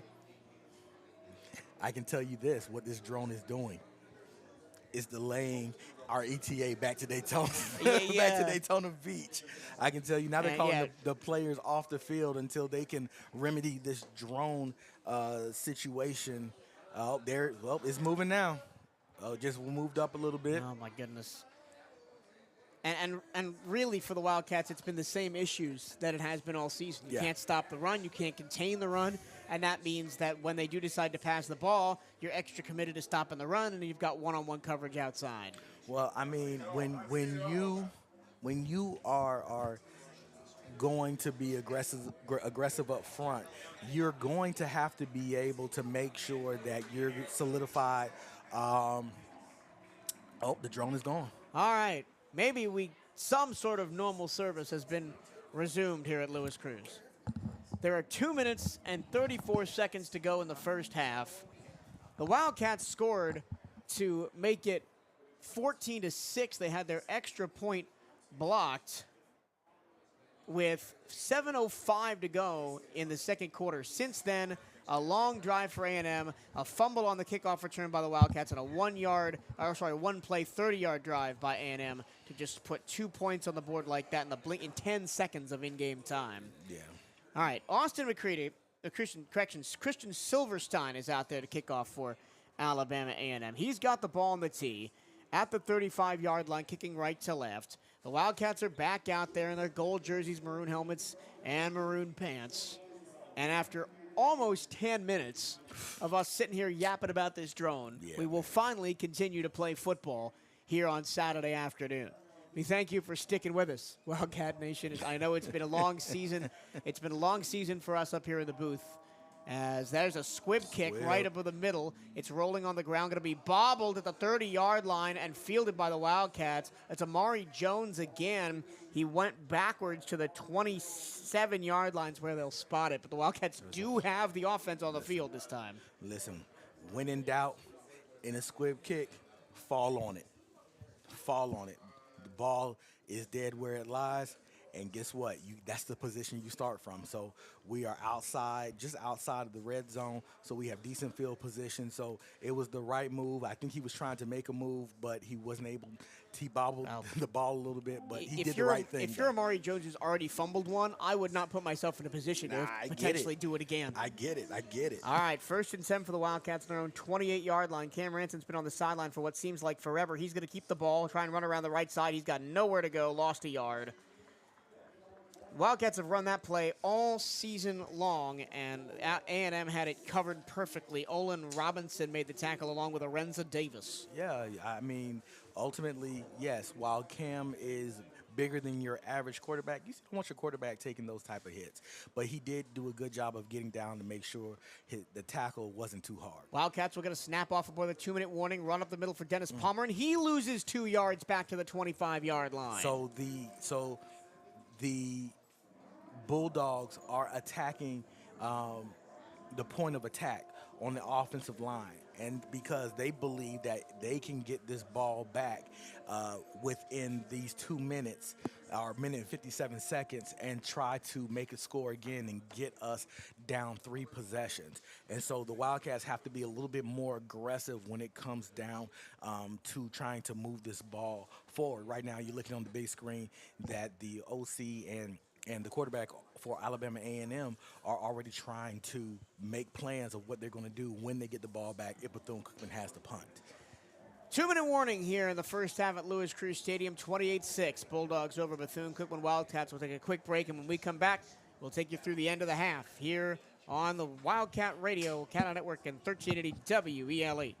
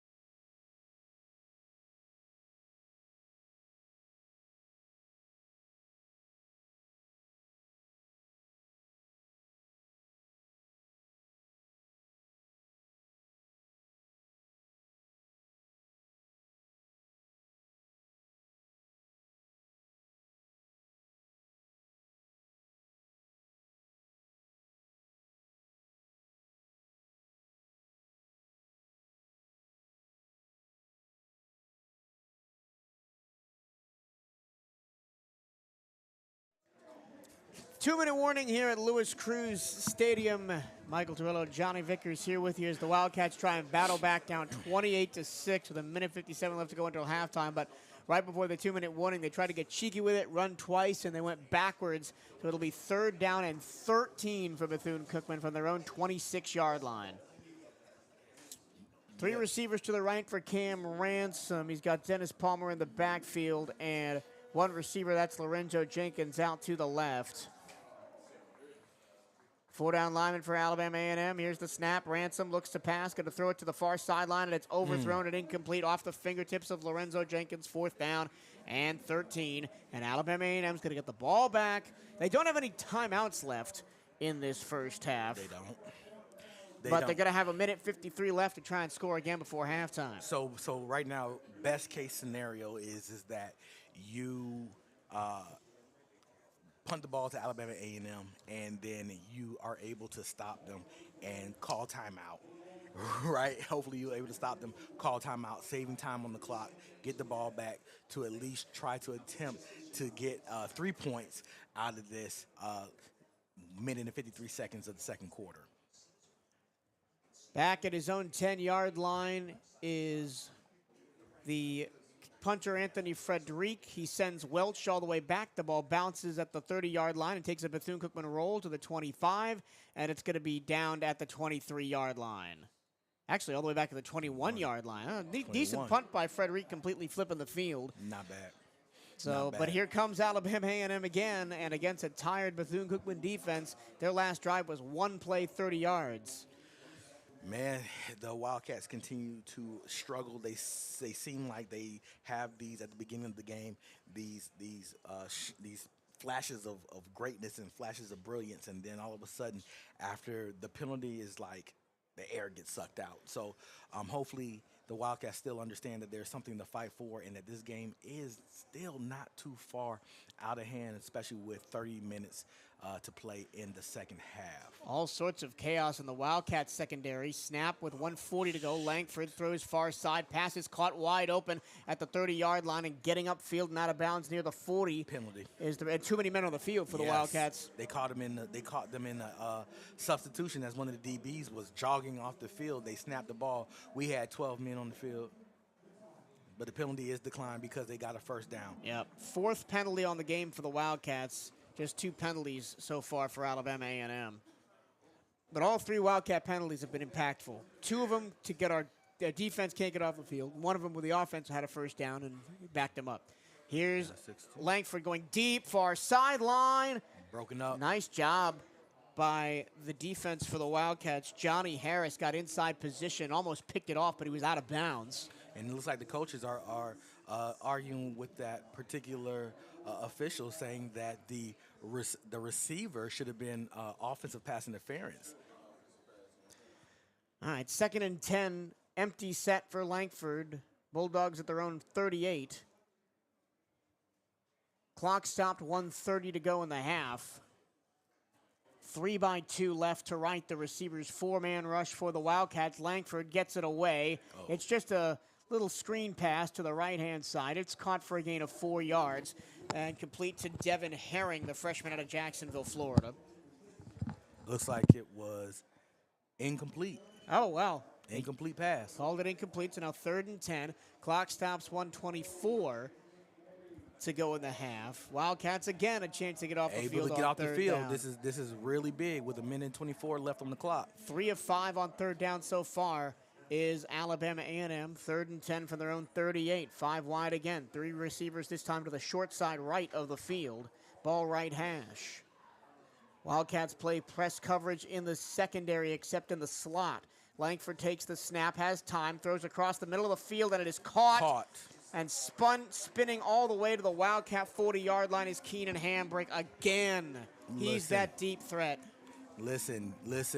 He looked his receiver all the way to, that was the first option, and he did not take his eyes off of the receiver. Up tempo, here's the snap, handoff middle. Going up the middle is Eaglin, and he gets 2 or 3 yards inside the 40 to the 37-yard line.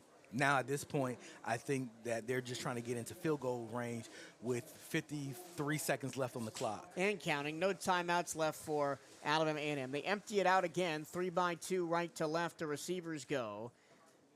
Langford the snap. Pressure from the backside. He's looking. Now he's going to take off and run. Hit from behind at the 34-yard line. Spot the ball at the 33. 35 seconds to go and counting. It's going to be 3rd down and 3.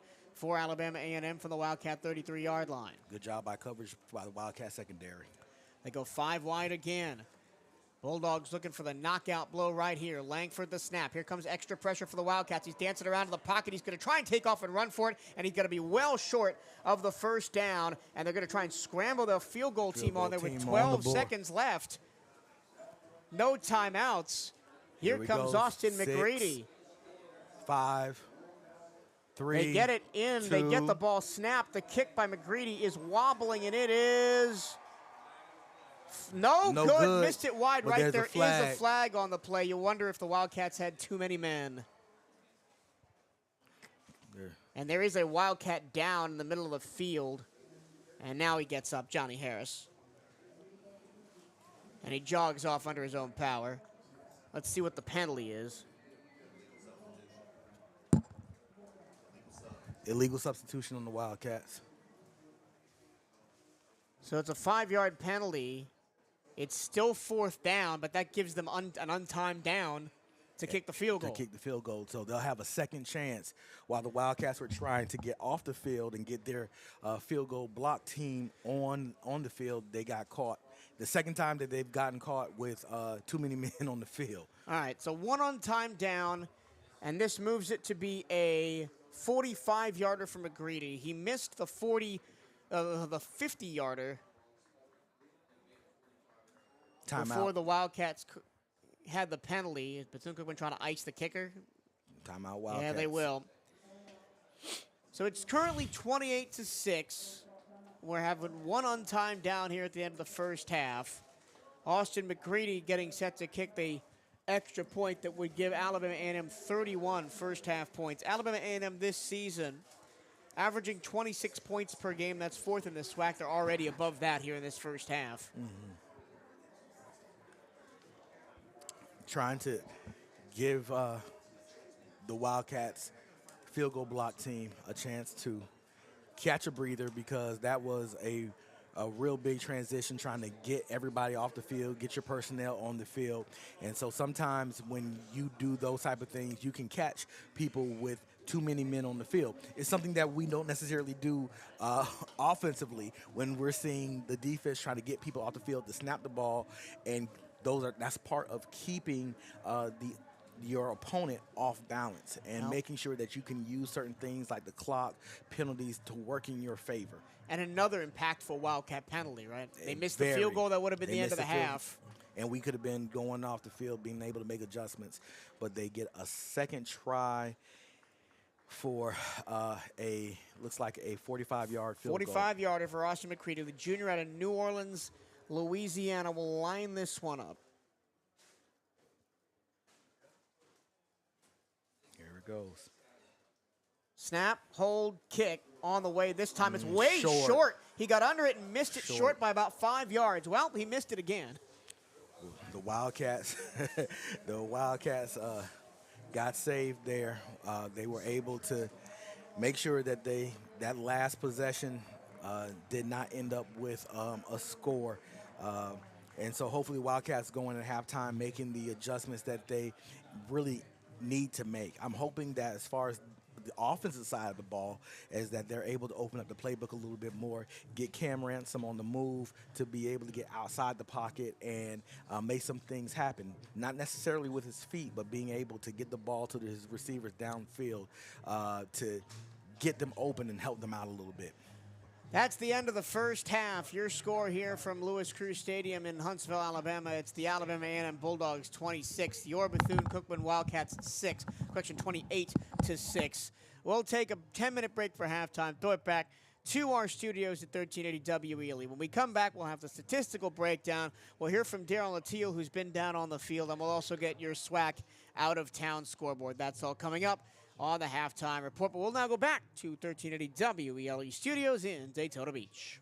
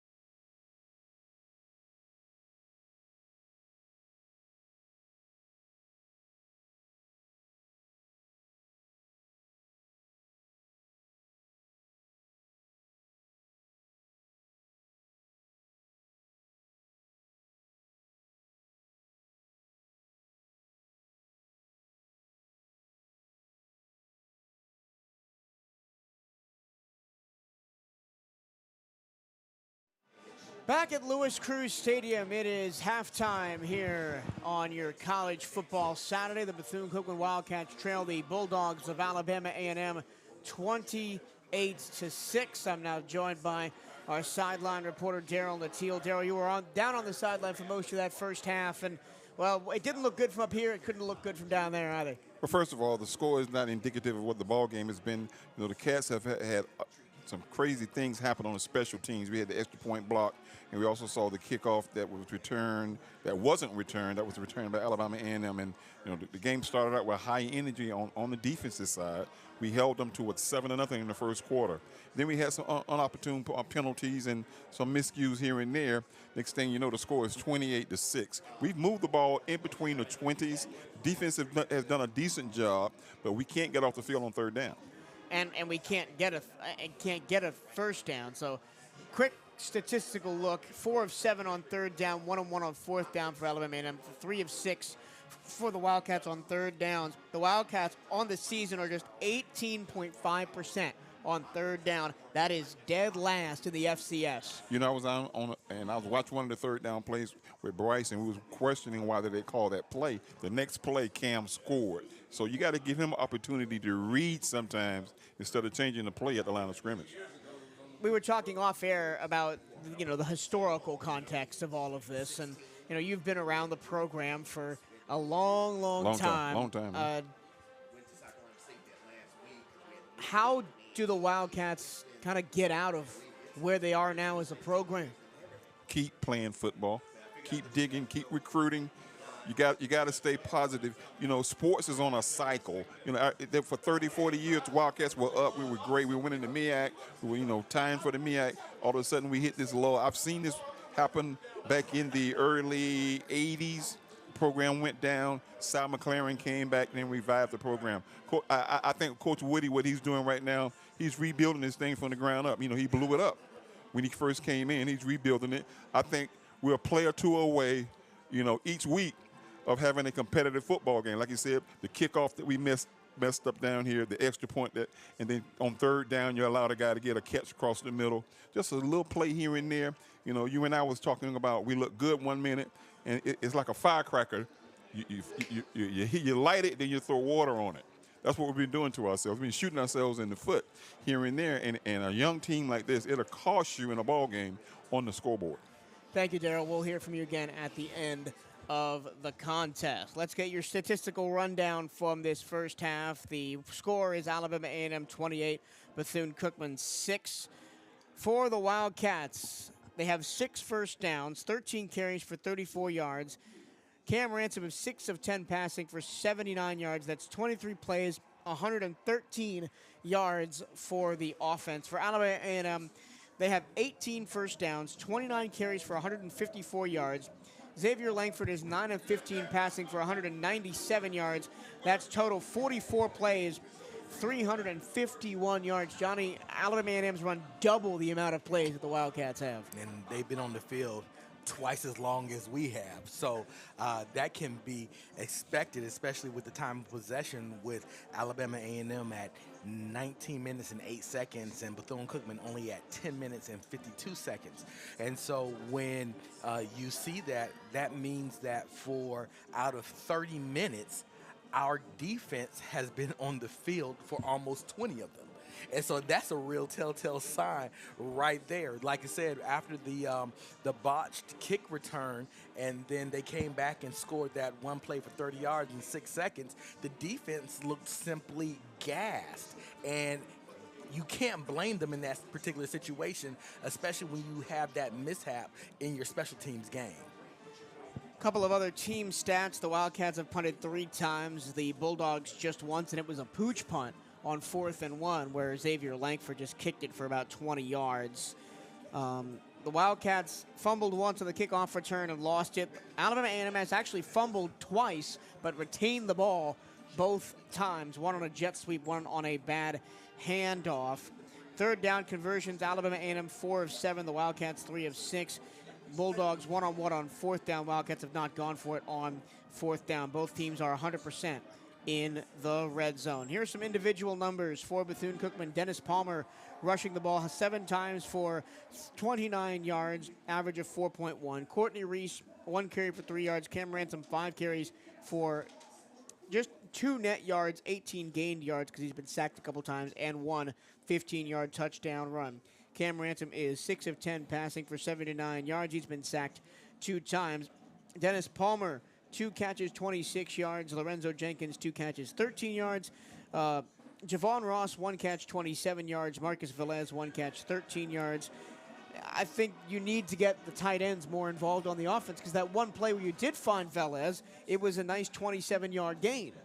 Yeah, like I said earlier in the game, one of the things that you do not want to happen, you just don't want your defense just have to be able to just key in on one particular person. And right now, that's all they're having to do. They're having to do is just key in on what Cam Ransom is doing. And so you want to make sure that you get people like Dennis Palmer more involved, Courtney Reese more involved, like you said, Velez more involved, Jenkins more involved in this game, because you have to be able to have more than just one threat in order to run a successful offense. Because no one person makes a team and can win a game. So you have to be able to get these people involved to do what? Keep the defense off balance. And for the defense, keep the offense off balance. For Alabama A&M rushing, Donovan Eaglin, 8 carries for 73 yards and a touchdown, that one with 30-yarder. Xavier Langford on quarterback draws. He's carried the ball 13 times for 60 yards and 2 touchdowns, both coming from inside the 2-yard line. DJ Moffitt, 2 carries for 10 yards. Ryan Morrow, 4 carries for 9 yards. Xavier Langford is 9 of 15 passing for 197 yards and a touchdown. That one on the long wheel route, a 44-yarder to DeQuadrion Welch. DeQuadrion Welch has 2 catches for 56 yards and a touchdown. Keenan Hambrick, 3 catches, 82 yards, and no touchdowns. Barry White, 2 catches, 34 yards. DJ Moffitt, 1 catch, 18 yards. And just looking at that score, every time they've passed the ball, they've gone deep and they've gotten big chunk yardage out of it. Yeah, they've been very efficient in their passing game, 9 for 15 for 197. And so they're taking what the defense is able, that is giving them. And you can't keep your defense, again, on the field. Your DBs are only going to be able to run with the receivers for so long. And so if you're not able to stop them on the run and get some good pass breakups and incomplete passes in there, you're going to gas your defense. And like I said, the defense has been on the field now for almost a third of this first half. On defense for Bethune-Cookman, Joshua Thornhill and Sean Rush Jr. both have 5 tackles. And I mean, if your 2 safeties have the most tackles, you know something's gone wrong up front. Adrian Hall has 4 tackles. Antoine Watts has 4 tackles. Yeah, so ultimately, too, with your defensive play, one of the things that you're wanting to see is to make sure that your D tackles are keeping those offensive linemen off the linebackers. You're not always wanting your D tackles to make tackles. If they make a tackle in the backfield, that's perfectly fine. No one is going to argue with that. But ultimately, their first job, keep those offensive linemen off the linebackers, and they have not been able to do it. The linemen have been able to reach the linebackers, wall them off, and on the backside for some of their biggest runs of the afternoon. The Wildcats have 1 sack. Lovewind Don Willis credited with it. They have 3 passes defended. Johnny Harris has 2. Malik Stinnett has 1. For Alabama A&M on defense, their leading tackler with 5 is Dawson. Fieldings has 3, so does Smith. Ellis and Andrews have 2, Pate has 1, and everybody else has 1 or fewer. The Bulldogs have 2 sacks. Bakayoko has 1, and Wesley has 1. But for 5 yards and 10 yards specifically, the Wildcats have fumbled the ball once on special teams. Bakayoko recovered for Alabama A&M. Amari Jones gave the ball away for Bethune-Cookman. Let's take a look at your out-of-town scoreboard in the SWAC. There was one game last night, and it was a big one. Prairie View A&M falls on the road at Arkansas Pine Bluff 21-17. It was the first Arkansas Pine Bluff SWAC conference win since 2021, and they take down the preseason favorites in the Western Conference, Prairie View A&M.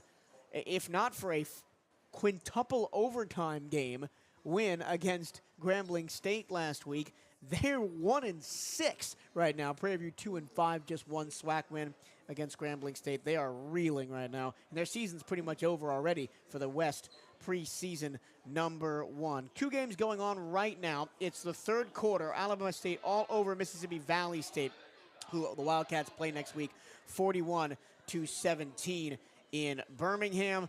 Grambling State has a big game against Alcorn State. That's for first place in the West right now, down in the hole at Eddie Robinson Stadium in Grambling. Alcorn State on the road leads halfway through the third quarter, 14-6. And one game later tonight coming up in about 2 hours. It's Texas Southern hosting Southern.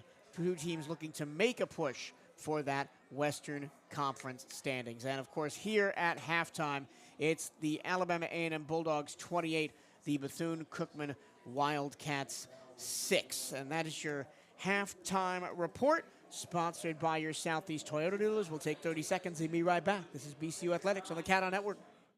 Today's highlight is brought to you by Toyota. At home or on the road, they're never the underdog.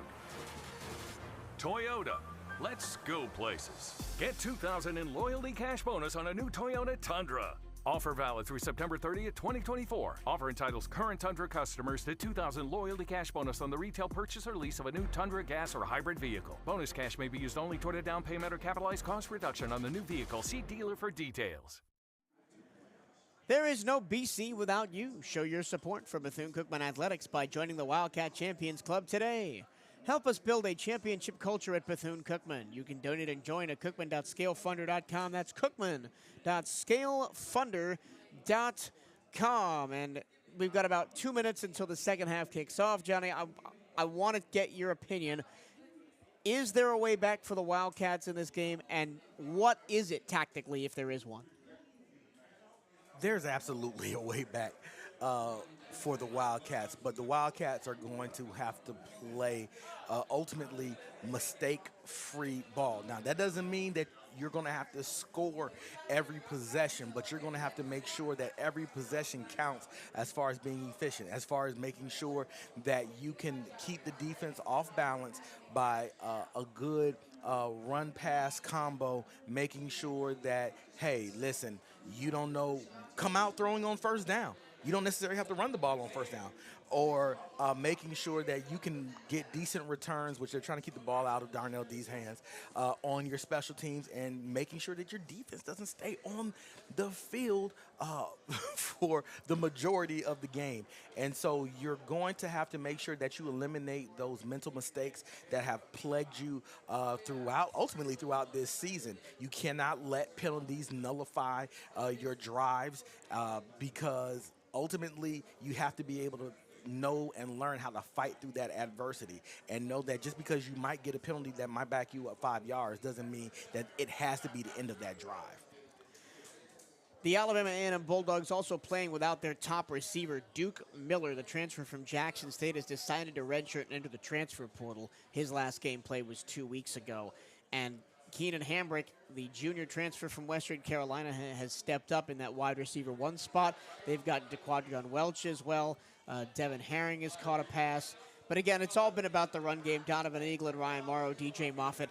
The Wildcats have just had no answer, especially when they've bounced the ball outside the tackles. Yeah, and one of the things, they started the game, Alabama A&M started the game with, like, taking the ball and trying to get around and bend the corner. And then in the second quarter, what we saw more of is that Alabama A&M started running in between the tackles, and they've found success in that. So with them finding success in that area, I I doubt that they would move away from that. So I look to see Alabama A&M try to reestablish their dominance in the middle of the field, running up the middle, to be able to burn more clock and not give Bethune-Cookman as many chances and opportunities to get the ball and try to put the ball in the end zone. And for the Wildcats on the offensive line, we heard from offensive coordinator Joe Garbino there was kind of going to be a makeshift offensive line, a lot of young guys. I see Melvin Puckett out there, Teko Schultz out there, 2 freshmen starting at left guard and left tackle respectively. And this offensive line unit, they lost their top player in Christopher McAlpin in the first game of the season, and it hasn't really looked the same since. And yes, offensive line was a problem last season, but this year it's almost debilitating. Yeah, unfortunately, offensive line play was where we were really hopeful this season for that to step up. Now, I'm going to tell you this. I think that if we can build around some of these young guys like Teko Schultz, we're going to be in some good hands in the future, because you want offensive linemen like Teko who are aggressive and who's a little mean, a little nasty down there. You need those type of guys down there to really punch the ball where it needs to go. All right, second half about to start here from Lewis Cruz Stadium on the campus of Alabama A&M. It's Alabama A&M 28, Bethune-Cookman 6. 15 minutes on the third quarter clock. The Wildcats will get the ball first as Christian Silverstein gets ready to kick this ball off right to left. Ball spotted 35-yard line. No drone this time to make us wait for a couple of minutes. As Silverstein gets ready, and as soon as we get the okay from the TV overlords at HBCU Go, we'll be underway. McGrady addresses the ball with his right foot. It's a squib kick up the middle, takes a high bounce, fielded at the 45-yard line.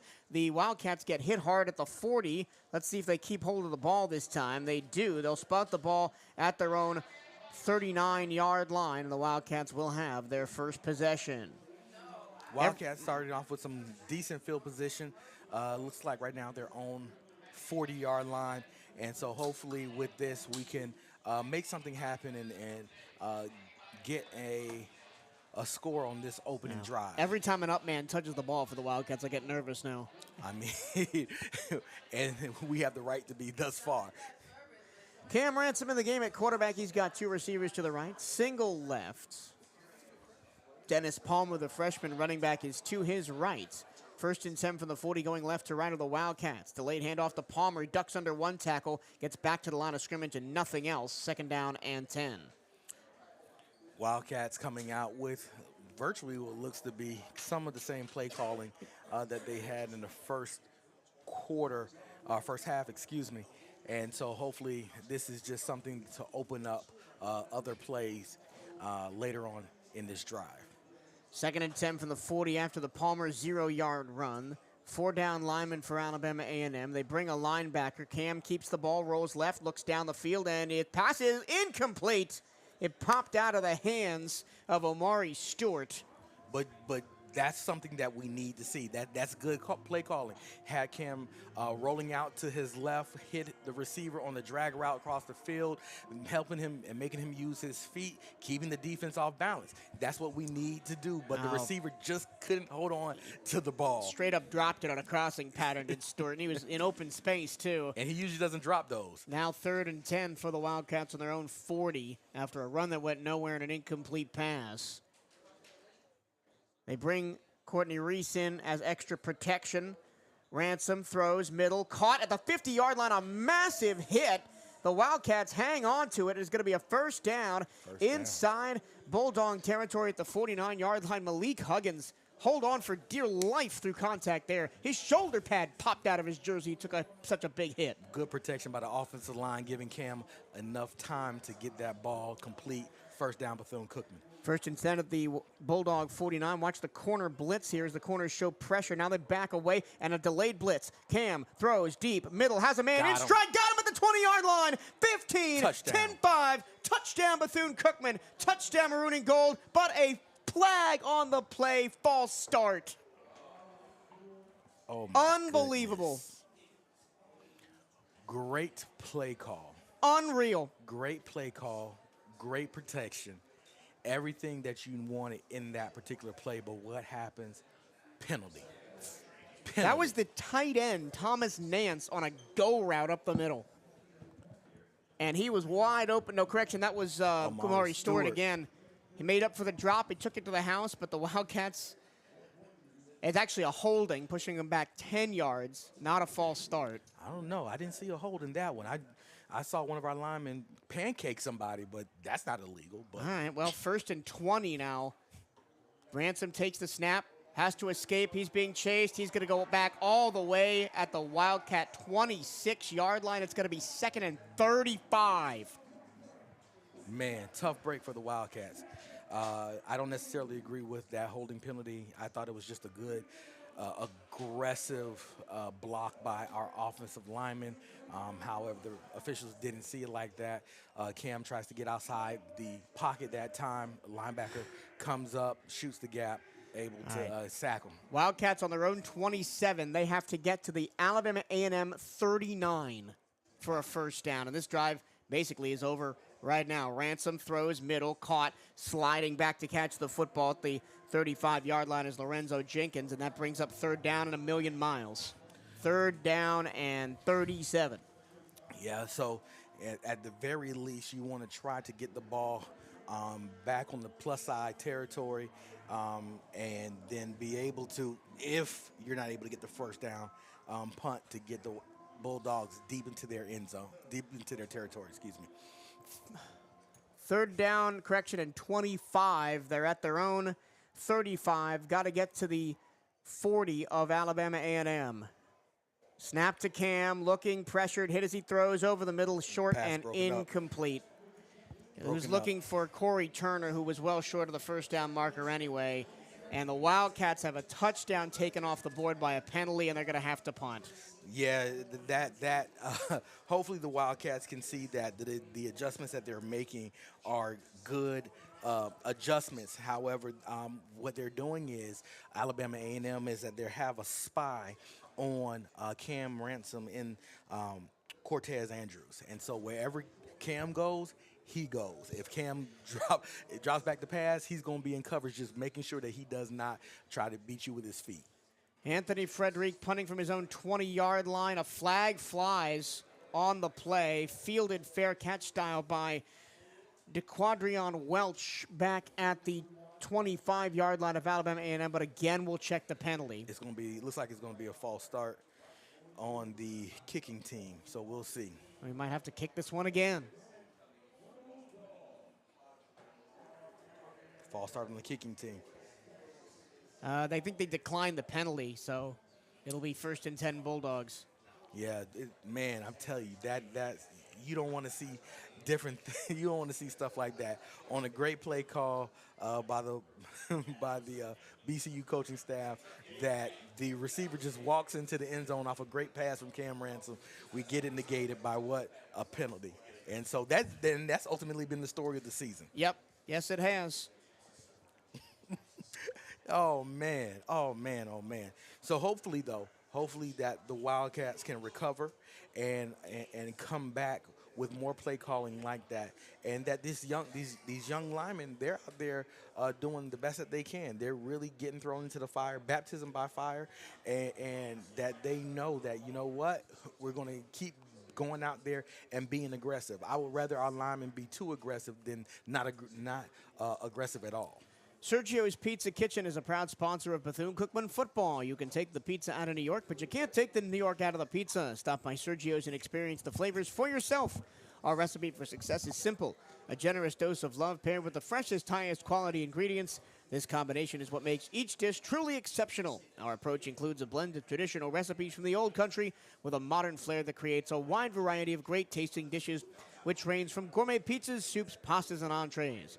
Come visit us in the public shopping center on Bevel and Clyde Morris, or visit our website and order online with Slice and Uber Eats. Bring your college ID to take 10% off your order. That's at Sergio's Pizza Kitchen. And the CatEye Network, your home for all the gridiron action this football season. Listen live to every game at youtube.com/CatEye Network or locally at 1380 WELE in Daytona Beach. The Cats are back in action next Saturday, October 19th as they head to Itabena, Mississippi to take on Mississippi Valley State. You can catch that one right here on the CatEye Network and 1380 WELE. So Alabama A&M is back on the field for their first offensive series of the second half. They'll lead this one 28-6 over Bethune-Cookman, 12:06 left in the third quarter after the first Wildcat drive got in the end zone, negated by a holding penalty, and eventually had to punt after it was second and 37 and then third and 25 after two consecutive sacks for Alabama A&M's defense. Let's see who the Bulldogs have out there. Xavier Langford still in at quarterback. The running back is Donovan Eaglin. Two receivers to the right, single left. Ball on the left hash, that single receiver to the near side is Keenan Hambrick, who's the leading receiver in the game for the Bulldogs. Still waiting for the Red Hat to get off the field after a TV timeout here. Wildcats look like it's like they have most of the season, 4-3 with one-on-one coverage with the DBs, and now the team's going back to the sideline. Red Hat still on the field. They thought they were coming out a little bit sooner than what they needed to. But please, at least just don't bring that drone back. No. Drone is gone. Drone is gone. But the Red Hat now is off the field. So here we go, back to the action.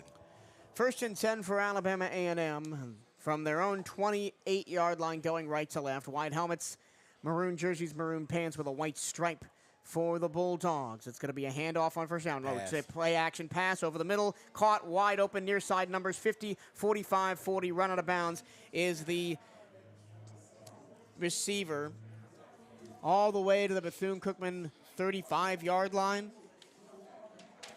Barry White, the tight end, made the catch. 42 yards for Alabama A&M. They're on the Wildcat 35. They go quickly. It's going to be a handoff to the left-hand side for Eaglin. Breaks through the first level to the 30. And to the 28-yard line, a 7-yard pickup.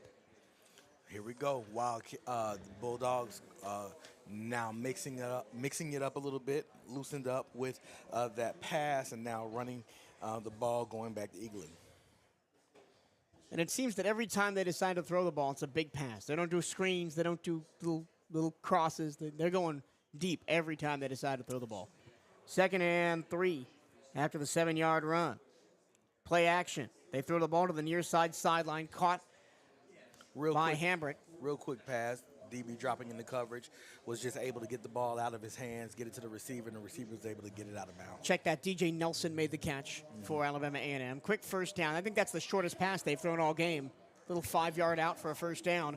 And now they're at the Wildcat 21-yard line. 1st and 10 for the Bulldogs. And the Wildcats backed up into the red zone again. Hard count from Langford. Turns to the sideline to change the play. Two receivers to the wide side of the field. That's the right side.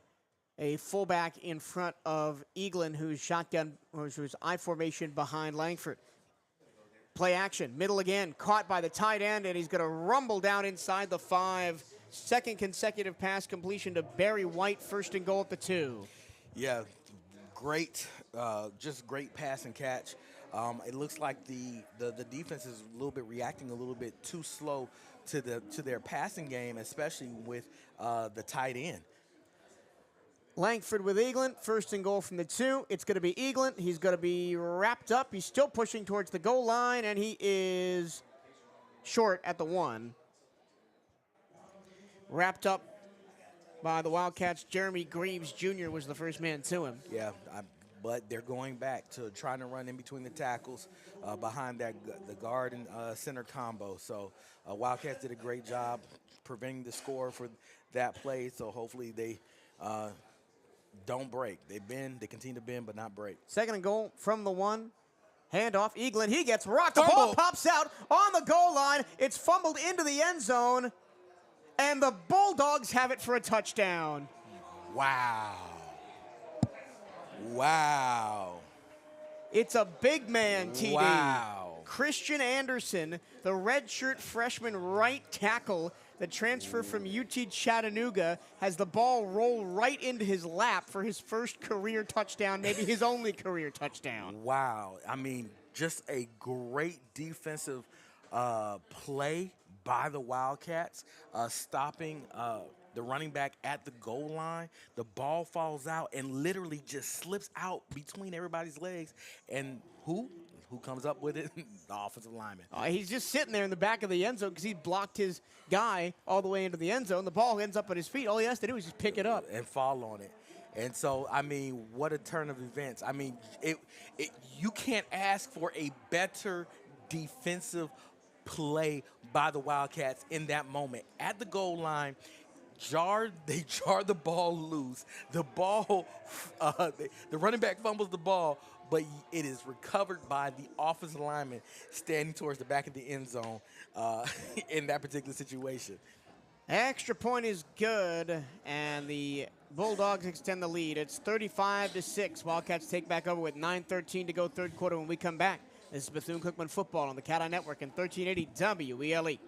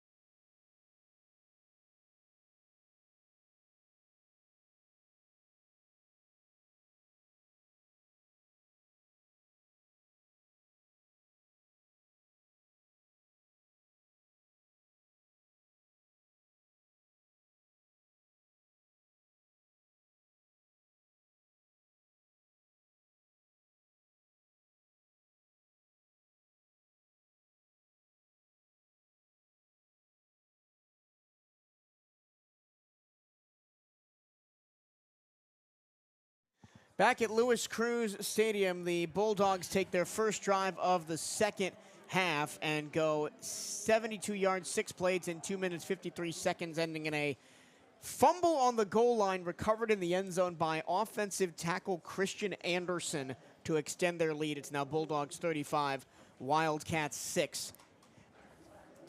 Man. And I guess the best part of the day right now is the weather. It's still beautiful, high 70s, not a cloud in the sky. The Wildcats have not taken that to heart. Man, look, there are just some plays that you can't do anything about. And that's it's just one of them. You hope that you fall on that ball in the end zone for a touchback, but wow, you couldn't ask for a better play. Steven Sparrow was the one who made the hit, jarring the ball loose. And, oh, man, when the ball doesn't bounce your way, it doesn't bounce your way. So the Wildcats get set to receive another kickoff. Christian Silverstein back to kick it off right to left, and I would expect this one to be squibbed like the last couple of them have been. And it's been an adventurous kick return day for the Wildcats. They've already fumbled one. Yeah, I wouldn't be surprised to see a squib. Here comes Silverstein. It's a little pooch kick, sky high to the 30-yard line. It's batted on the ground. The Wildcats come up with it. Heads-up play by Malik Huggins, who was the deep man, to run all the way up and jump on that ball after it was batted to the ground. Ultimately, our return team has been one of the strongest phases of our game, and today we haven't seen the return team of this season. So riddle me this: why do you not put Darnell Dees up at the 30-yard line when you know that's where they're kicking the ball? Well, ultimately, they're going to key into where he is. So if you do it too early, they're going to just kick the ball over your head. If you do it too late, you have to do it in the midst of them coming up. 1st and 10 for the Cats on their own 32, going left to right, trips left. Cam Ransom, quarterback draw to the right-hand side, gets a block, gets to the 40, run out of bounds, near the first down marker at the 42-yard line. We'll see if they give him the spot. And that's just everybody student body left, and the quarterback follows the blocks. Hey, listen, that's the old lineman creating a wall for the quarterback to run and just, hey, let's get what we can around the corner when Cam gets the first down. 11-yard pickup and a first down up to the 42-yard line for the Wildcats. They stay 3 right, single left with Dennis Palmer in the backfield alongside Ransom. Snap to Cam. Here comes extra pressure from the outside. Cam escapes, trying to go out the back door. Now throws all the way across the field and throws it out of bounds. He was looking for Josteen Clark, who was the release valve on that near side, just threw it way over his head. Yeah, that would have been, if he was able to complete it, it would have been a great pass for a big gain, but he just overthrew his Oh, and they might get us for intentional grounding, too. There's a flag on the play. No flag. No flag? No flag. All right, so it's 2nd and 10 to the 42-yard line after they pick up the flag. Man. 2 right, single left, ball left hash for the Wildcats at their own 42. Snap to Cam. Handoff, Dennis Palmer running left. He doesn't get a block. Now he escapes to the outside, gets the 45, turns upfield, near midfield, and he'll be pushed out at the 48-yard line, so make it 3rd down and 4. Great run by Palmer. He's continuing to show his value as one of the young players in the backfield.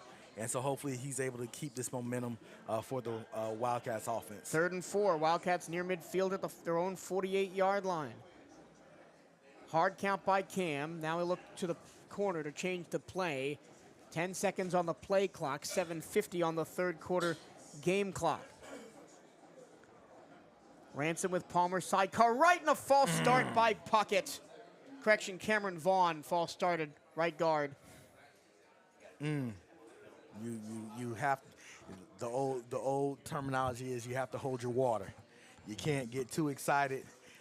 He really wanted to get out that stance to go block somebody, but false start once again, penalty.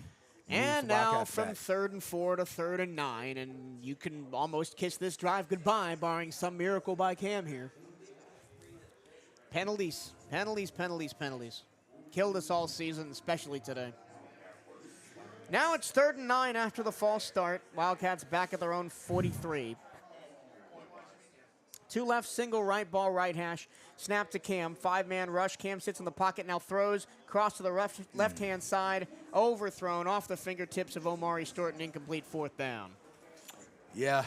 If that's a better pass, Omari Stewart has the first down because he was in all sorts of space. It was just a bad throw by Ransom. Yeah.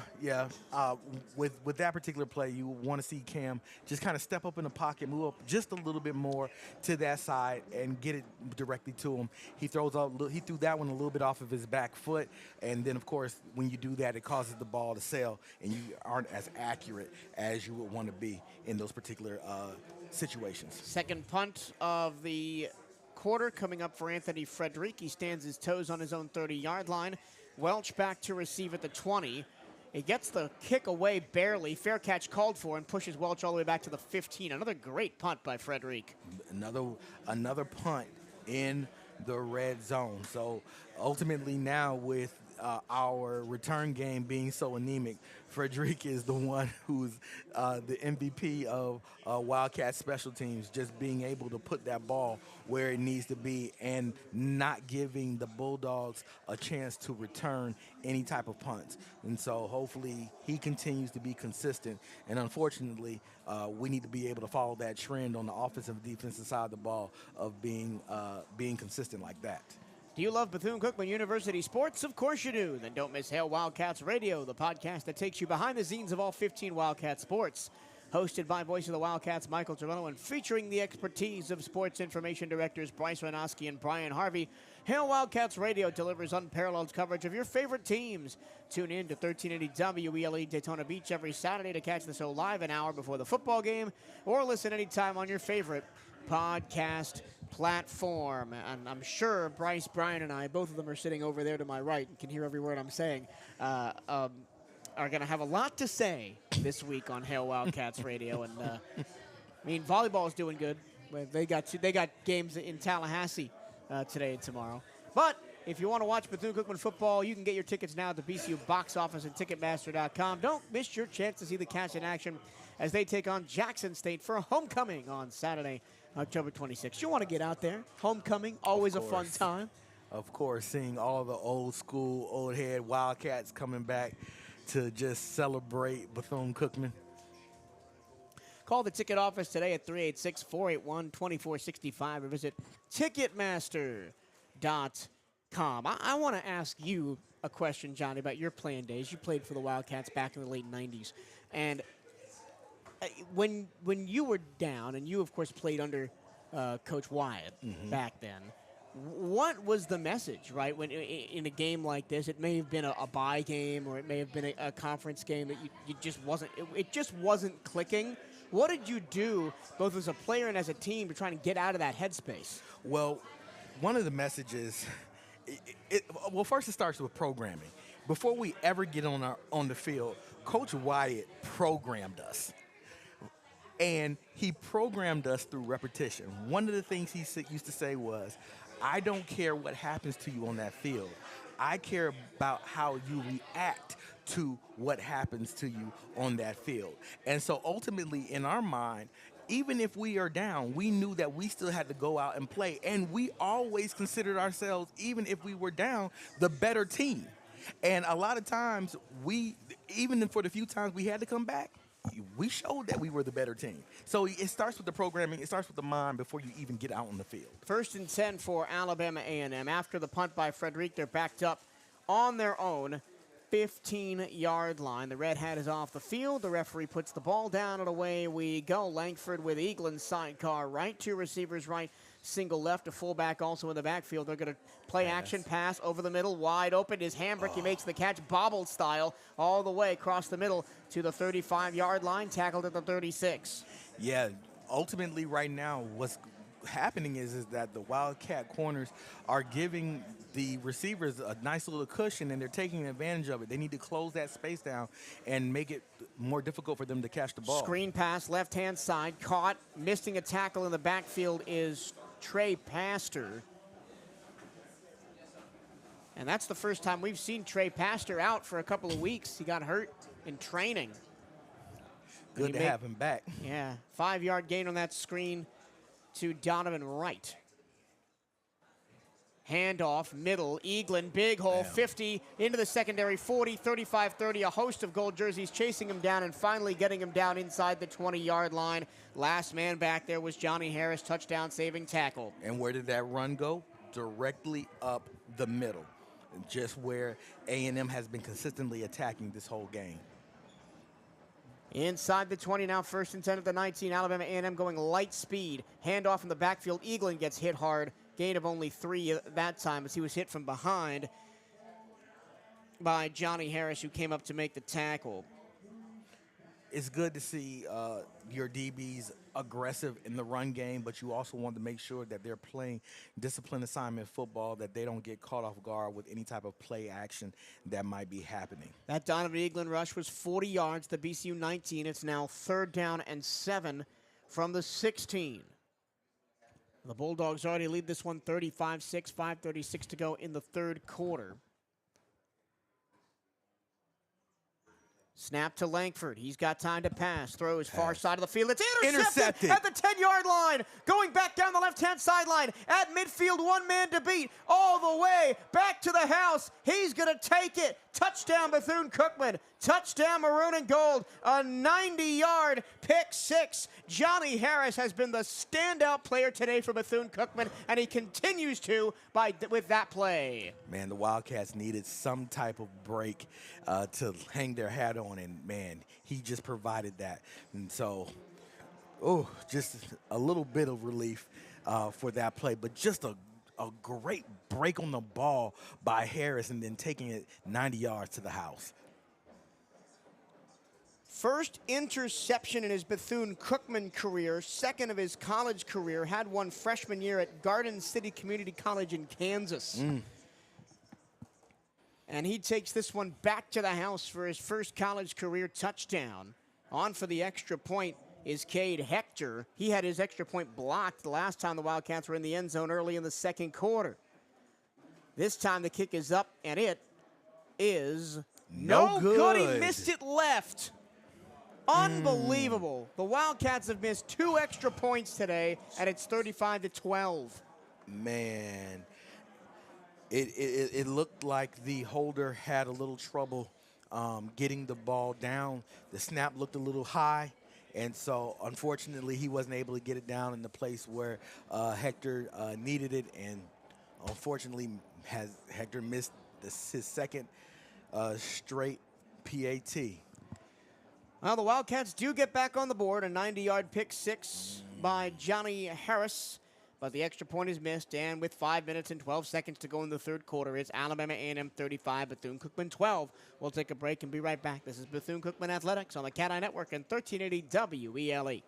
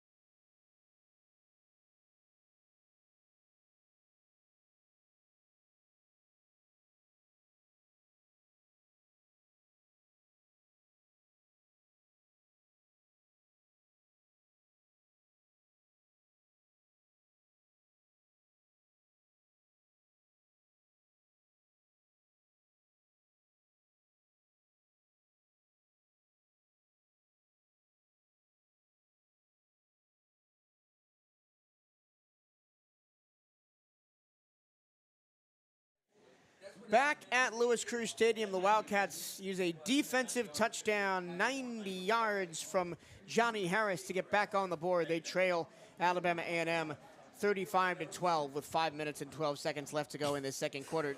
I guess I'm looking at the glass half empty of everything today. We missed another extra point, and the defense has to go back on the field. And the defense has to go back on the field. But even let's play the what-if game. If that touchdown stands by Omari Stewart, you know, we're down a little bit less, and still might have a fighting chance. And if we recover the fumble in the end zone, that's 2 touchdowns. That's 2. So look, hey, sometimes the ball doesn't bounce your way. Cade Hector kicks off left to right. It's going to be a squib up the middle of the field. Fielded at the 10-yard line, running straight up the middle, 15, 20, 25, 30. Cut down at the 32-yard line. The ball popped out a little bit, but Welch corralled it for Alabama A&M, and it'll be first down and 10 for the Bulldogs. Usually I do a drive summary after those. I can't really do one because there was no drive. I think officially it was a 90-yard interception return for a touchdown. One play, 90 yards? One play, 90 yards. But it was good. It has to be a real confidence booster for the defense, because ultimately that was Harris playing assignment football, right? That was him being in the place where he was supposed to be doing the thing that he was supposed to do, not chasing, and just playing his responsibility, and then being able to make the play and then taking it to the house. First and 10 for Alabama A&M. They're at their own 32 going right to left. Langford is in the gun. He's got Ryan Morrow in there at running back. They're going to run a jet sweep coming around the side to the left. The Wildcats have it corralled, and it's a 1-yard gain only to the 33. Great. Looks like the Wildcat defense is moving with a little bit more urgency, a little bit more aggressiveness to try to get this, ultimately try to get this ball back so we can try to get this thing back in the end zone again with 4 minutes, 45 seconds in the third quarter. Kevin Washington Jr. and Antoine Watts combined to make the tackle for the Wildcats. It's 2nd down and 9 for the Bulldogs from their own 33. Every time the A&M's tried that jet sweep, it hasn't really gone anywhere, and they fumbled it once too. This time they'll run it right up the middle with Morrow. He slips through for a couple of yards up to the 37-yard line. That'll bring up 3rd and 5. Yeah, once again, we could have had to stop for a little bit more, but we arm tackles, missed tackles. We cannot miss tackles when you're dealing with running backs that are this potent, this efficient. Yeah, Educate Brown missed the tackle in the backfield for maybe a loss of 2. They got to get down and get set. 3rd and 5 for Alabama A&M from their own 37. Langford looks to the side to change the play. Still got Morrow with him. Sidecar left. 2-by-2 the receivers. Ball in the middle of the field. Only 3 down linemen for Bethune-Cookman. Here comes a 3-man rush. Langford, plenty of time in the pocket over the middle. It is caught down the seam and all the way inside BCU territory to the 34-yard line. It's Hambrick. Who else would it be? Look, and he's the one who made the bobble catch across the field. Bobbled it, corralled it, got tackled. And once again, that playing off, giving them that cushion, they're able to take advantage of it. Oh, fumble. But the fumble on the snap, but the Bulldogs pick it up. They'll lose a yard back to the 35 of the Wildcats as Morrow is scrambling for everything they have. But again, you look at 3rd down efficiency, 50%, 4 of 8 for Alabama A&M.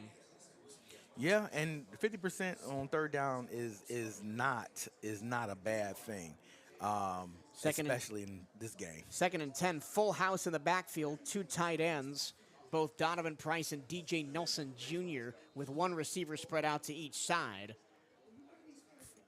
2:50 to go 3rd quarter. Alabama A&M trying to turn the screws and increase their lead again. Play action, Langford rolls right. He's got a man in his face, rolls over the middle, and wide open, but dropping the ball is Hambrick.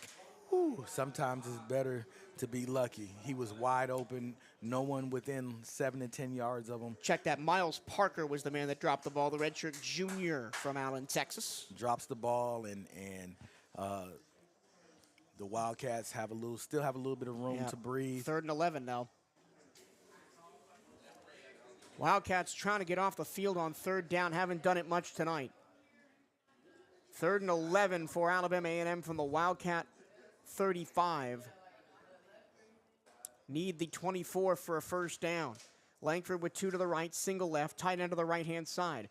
He's going to delay handoff up the middle to Morrow, and Morrow breaks the tackle. 1st down and more, 20, all the way down to the 11-yard line. Correction, that's DJ Moffitt on the carry.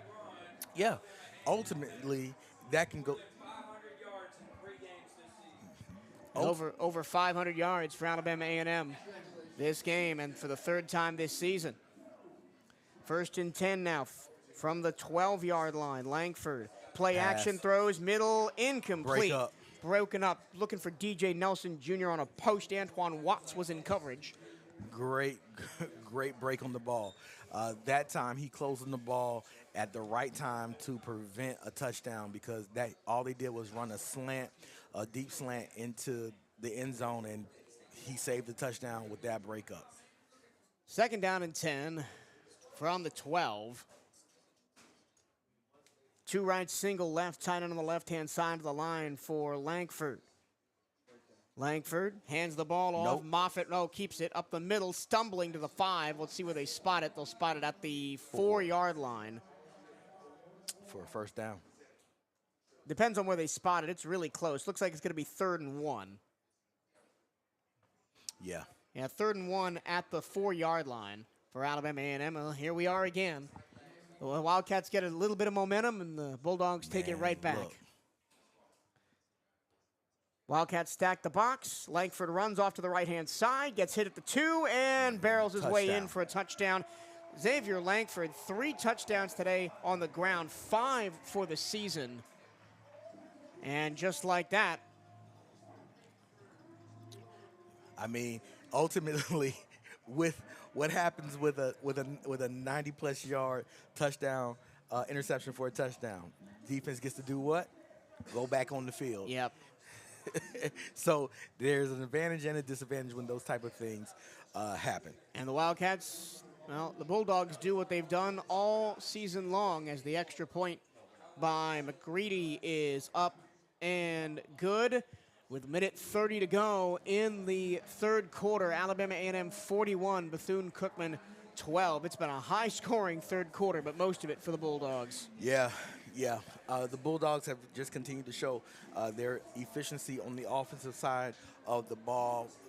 Ultimately, scoring on the majority of their drives. And so when you have a team like that, you have to be able to stop them and throw them off balance. You can even throw a team off balance if you're on the defense side of the ball. They may not know where you're coming from, may not be able to identify a blitz, may not be able to identify a coverage, but you're ultimately trying to do the same thing on both sides of the ball. Only 2 drives for the Bulldogs have not ended in a touchdown. They've punted once and attempted a field goal right at the end of the first half, which they missed. It is 42-12 with a minute 30 to go in the third quarter. And at halftime, I was talking to Daryl off air before his segment, and I said, my final score prediction is 56-6. We may be trending in that direction. Oh, man. Kickoff by Silverstein, left to right. It's a squib kick fielded to the 30 by the Wildcats, and they're not going to get much else. Up to the 32-yard line is where they'll down it in a swarm of maroon and white.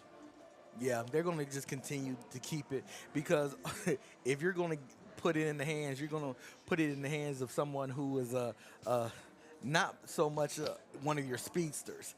You're going to put it in somebody's hands who may not be as mobile, who may not be as fast, just so you can make sure that you get your coverage team down the field quickly and minimize any type of damage, especially since it's been hard for us to move the ball offensively. That was Amari Jones again. It was the up man. He's been it every time. Yeah.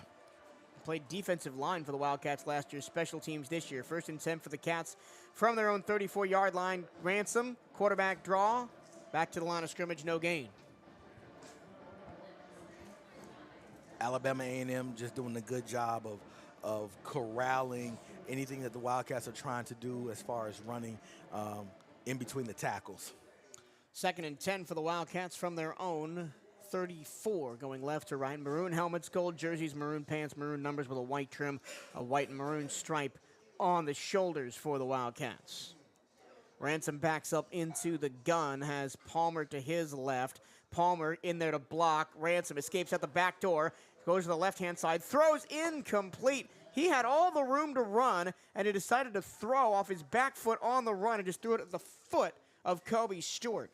There he was, Kobe by the sideline, open, giving Ransom an outlet so he wouldn't have to take any type of hit, and Ransom underthrows him, ball hitting the ground, and then...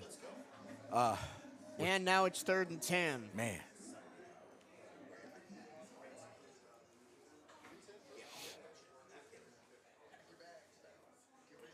Ransom, play action, rolls left. He's looking down the field, going to throw it across the middle, and it's incomplete behind the sliding Malik Huggins. And a 3-and-out for the Wildcats for the first time in this third quarter. Man. Once again, like Correction, I said. no, second time in this third quarter. Second time. But once again, trying to get Cam Ransom on the move. Now, Cam has to understand, when you're getting on the move, you have to make sure that you square up your shoulders down the field and are able to direct the ball where you need it to go, and not just whipping it and throwing it off your back foot off balance. You want to make sure that you're being conscious of everything that you're doing. Frederick again to punt his feet on the 20-yard line. It's Miles Parker to return for Alabama A&M. Parker, fair catch called for and taken at the 24-yard line. Another good punt by Frederick. And again, the Bulldogs back on offense, leading 42-12, and over 500 yards of total offense through 3 quarters here as there's 30 minutes left to go in the third. I mean, just being efficient on the offensive side of the ball, limiting your turnovers. They have put the ball on the ground 3 times, but have recovered all 3 of those fumbles, one of which was a touchdown. So they've been ultimately taking care of the ball outside of that one interception. And so, I mean, when you say that they've scored on all the drives except for 2, that's what you want from your football team. It'll be Alabama A&M at their own 25-yard line going right to left. First play action, middle, caught, and behind the defense, 40, 35, 30, all the way down to the Bethune-Cookman 25-yard line. Just one play. I didn't even get a chance to flip my board. Jacoby Hewitt, his first catch, goes for about 50 yards. Listen, and it's the same slant. It's the same slant play that they've been running the majority of this second half. Bulldogs go fast from the 30, screen to the far sideline, caught by Hewitt. He's going to be run out of bounds after a 5-yard gain at the 25-yard line. So that slant play has been the same slant play, except they ran it to the right side of the field instead of the left, like they did at other times. It was big gain one time, defended well in the end zone, and then another big gain right there. So they've been running that slant almost to perfection, giving them great field position for the Bulldogs. That's the end of the third quarter. It's Alabama A&M 42, and in the red zone again, Bethune-Cookman 12. When we come back, we'll have the fourth quarter for you here on the CatEye Network Radio on 1380 WELE.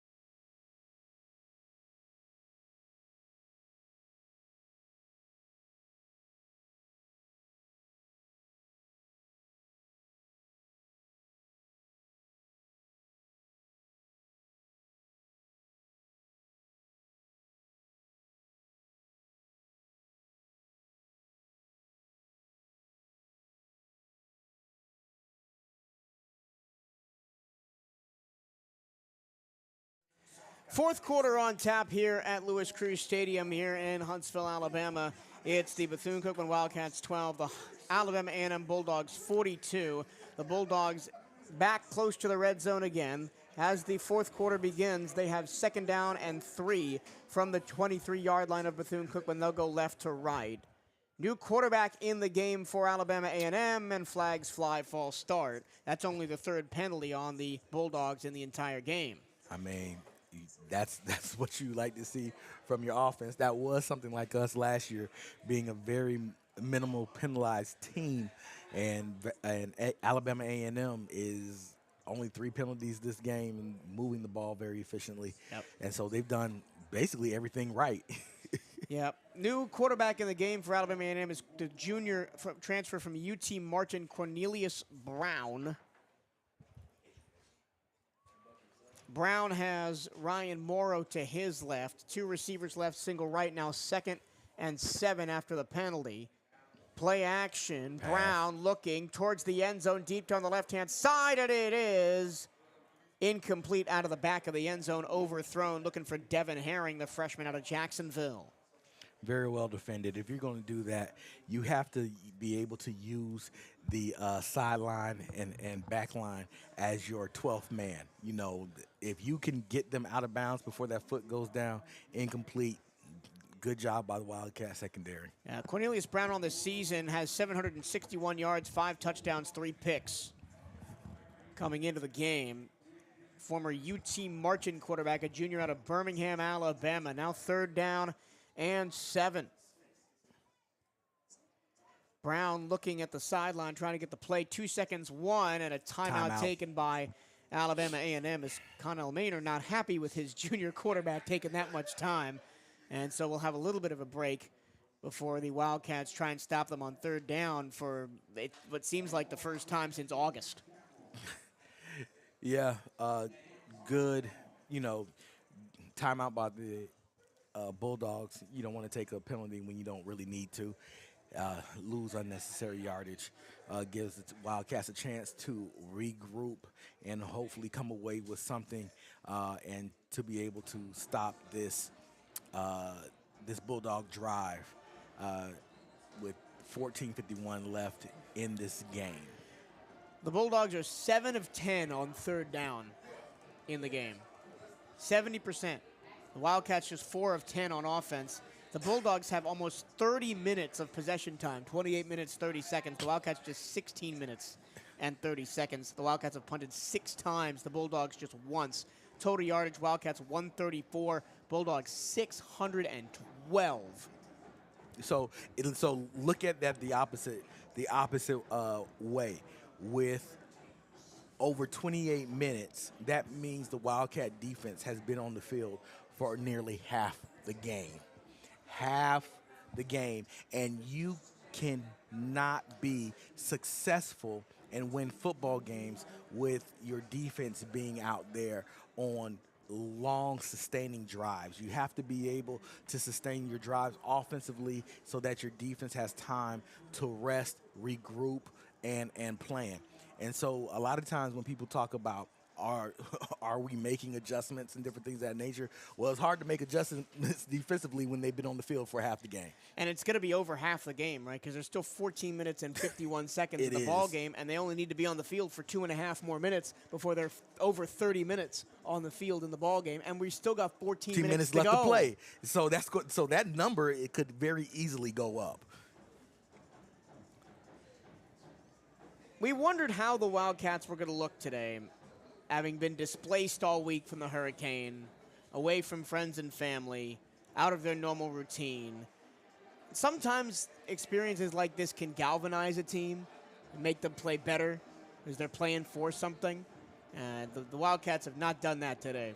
No, they haven't. And with a majority of our boys coming out the state of Florida, and, a lot of them could be thinking about family back home who may be displaced by the recent storms. All right, 3rd and 7 after the timeout called by Alabama A&M. They're at the 28-yard line, got to get to the 20. Play clock down under 15 again. Cornelius Brown in at quarterback, replacing Xavier Langford. Brown to throw. He's actually going to take off and run to the 35, to the 30, down to the 20-yard line, close to a 1st down, and they'll give it to him. 1st down. He got it with his feet. That typically with that means you had good coverage down the field in the Bethune-Cookman secondary. However, we weren't able to corral him and contain him, and he picked up the 1st down. 1st and 10 at the 20. Legs. Brown, not the biggest rusher, under 100 yards rushing on the season, just 21 carries. Yeah. He's more of their standard pocket passer than Langford is, although Langford didn't run much today, but when he did, it was effective. just kind of snuck behind the guards. On those QB draws. 1st and 10 from the 20, a handoff to Morrow, sneaking his way through the backfield. He'll get to the 14-yard line, a 4-yard pickup before the Wildcats finally stop him at the second level. Yeah. Get those linebackers, get those DBs in on those run plays. You want to make sure that once you know it is officially a run, that you get up there and at the point of attack. 2nd and 6 after the 4-yard gain at the 16-yard line of Bethune-Cookman. Bulldogs in the red zone once again. The only time they've been down to the red zone and have not gotten a touchdown was that pick 6, 90 yards by Johnny Harris. Pass. Brown looking, end zone. There's- Intercepted. No, they're saying it's a fumble. They're saying it's a fumble. Whoa, the guy missed that completely. I looked They're down saying the it's a field. fumble. Antoine Watts has the football for the Wildcats, and it's going to be Bethune-Cookman. I'm going to have to watch the replay on the big screen to see what happened here. They're saying it's a fumble. Oh, he got hit as the ball was going forward. His arm I think they're going to review that. His arm was definitely going forward. So, yeah, I don't think that's going to stand, and it's just going to be an incomplete pass. So I saw him reel back to throw and look down the field towards the end zone. I missed the ball coming out. The officials seem to be discussing it. It's been a rough game down there on the field, pass. and it's been a rough game up here in the booth for us. It's been an incomplete pass. I mean, the Wildcats, one of the things the Wildcats haven't been able to do is get to the quarterback much this game, and this is probably one of the first or second times that they've been able to get to the backfield, get to the quarterback, and cause some disruption. And for a team that was second in the conference in sacks coming into the game. Man, look, and was able to possibly make some disruption, but the officials said that was an incomplete pass. All right, 3rd and 6 from the 16 now. Cornelius Brown back in the gun. Ryan Morrow to his right. 2 receivers right, single left. Donovan Wright and Jacoby Hewitt are on the right-hand side as receivers. 4 down linemen for the Wildcats. And there's the snap. Brown has time. Nice. Now he's looking back right corner of the end zone. Flag, pass interference.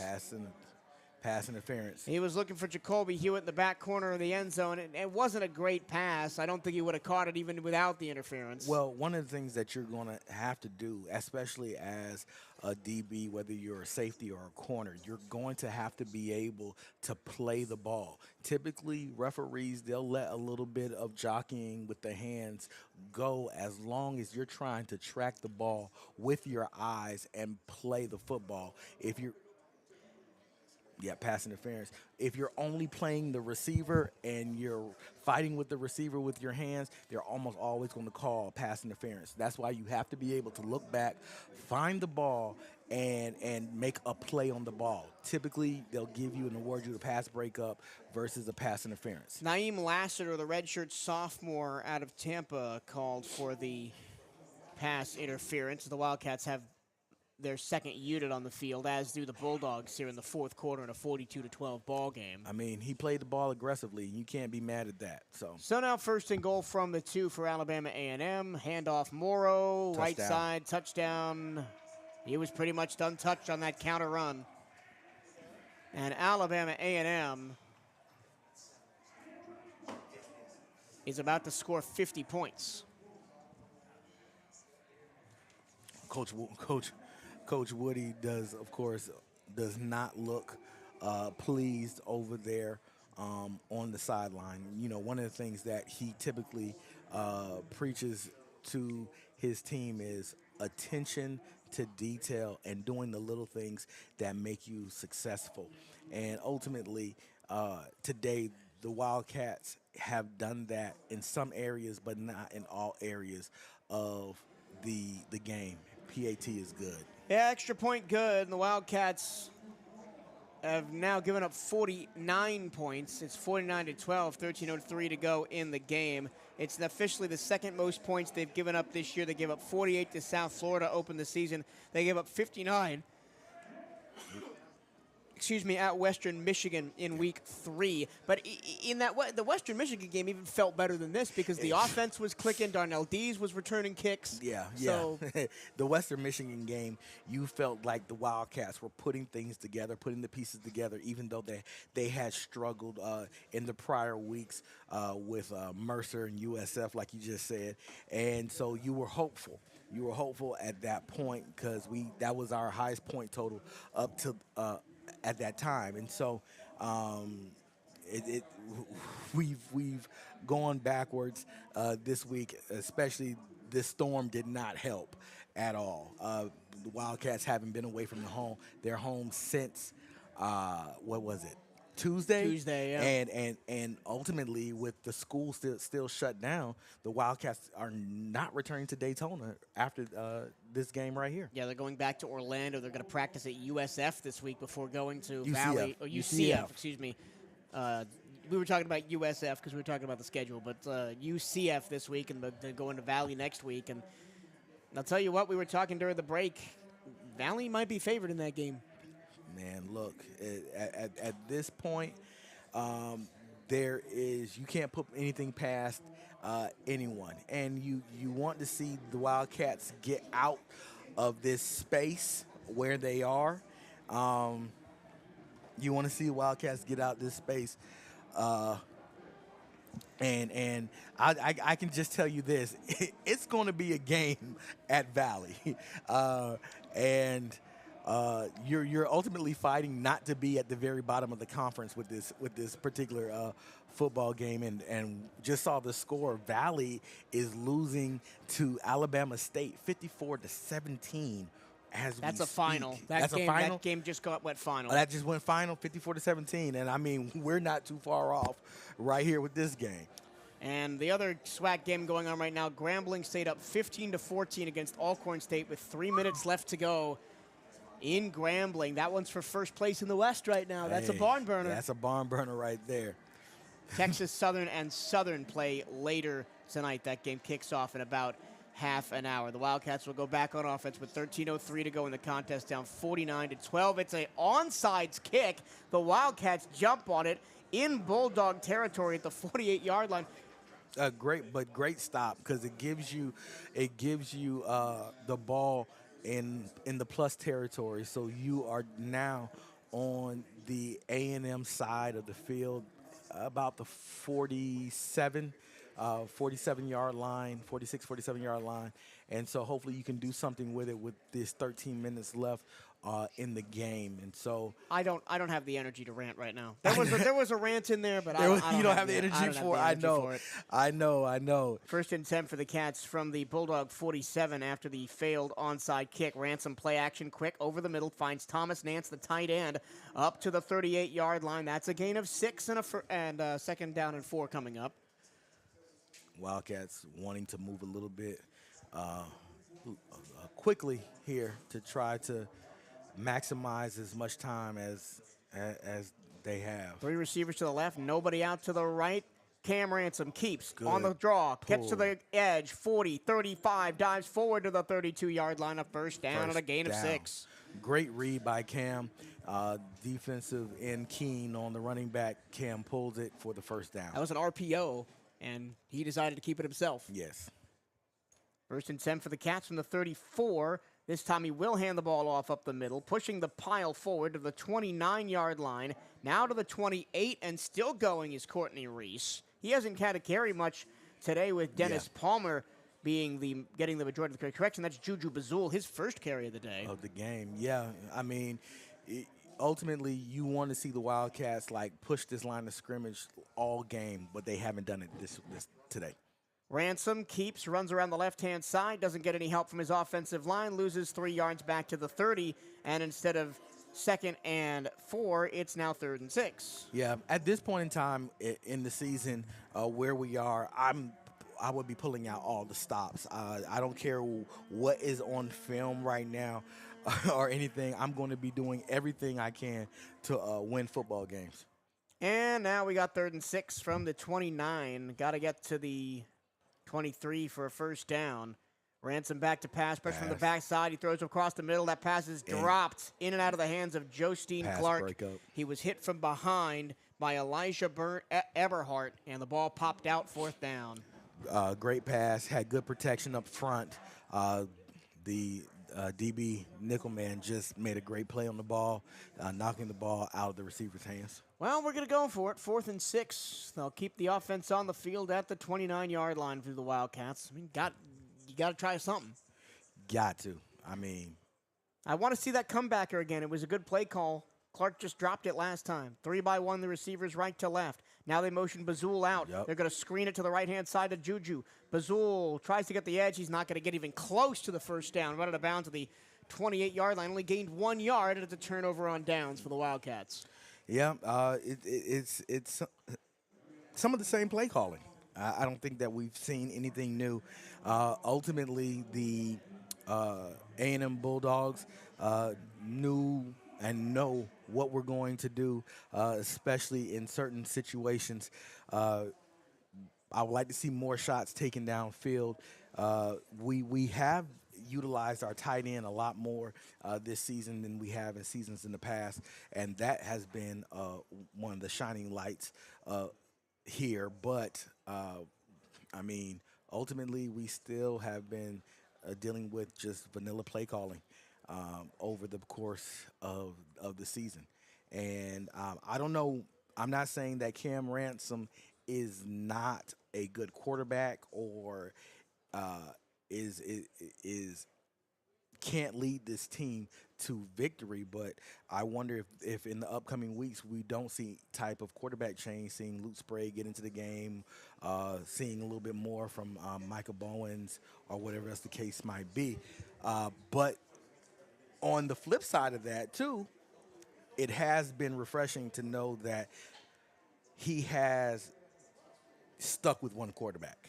Yeah. Unlike last year, well, we went through 3 quarterbacks in the first 2 games. I mean, because the hand was forced by injuries, yes, right? That is true. Really, if we had our way last year, Luke Sprague probably would have been the quarterback the whole season. The whole season, correct. You are absolutely correct. BCU Volleyball is back on campus for its critical SWAC matchup as they host Arkansas Pine Bluff. Come catch the Cats live at Moore Gymnasium Friday, October 26th at 6 p.m. Admission is free if you can't make it to the gym.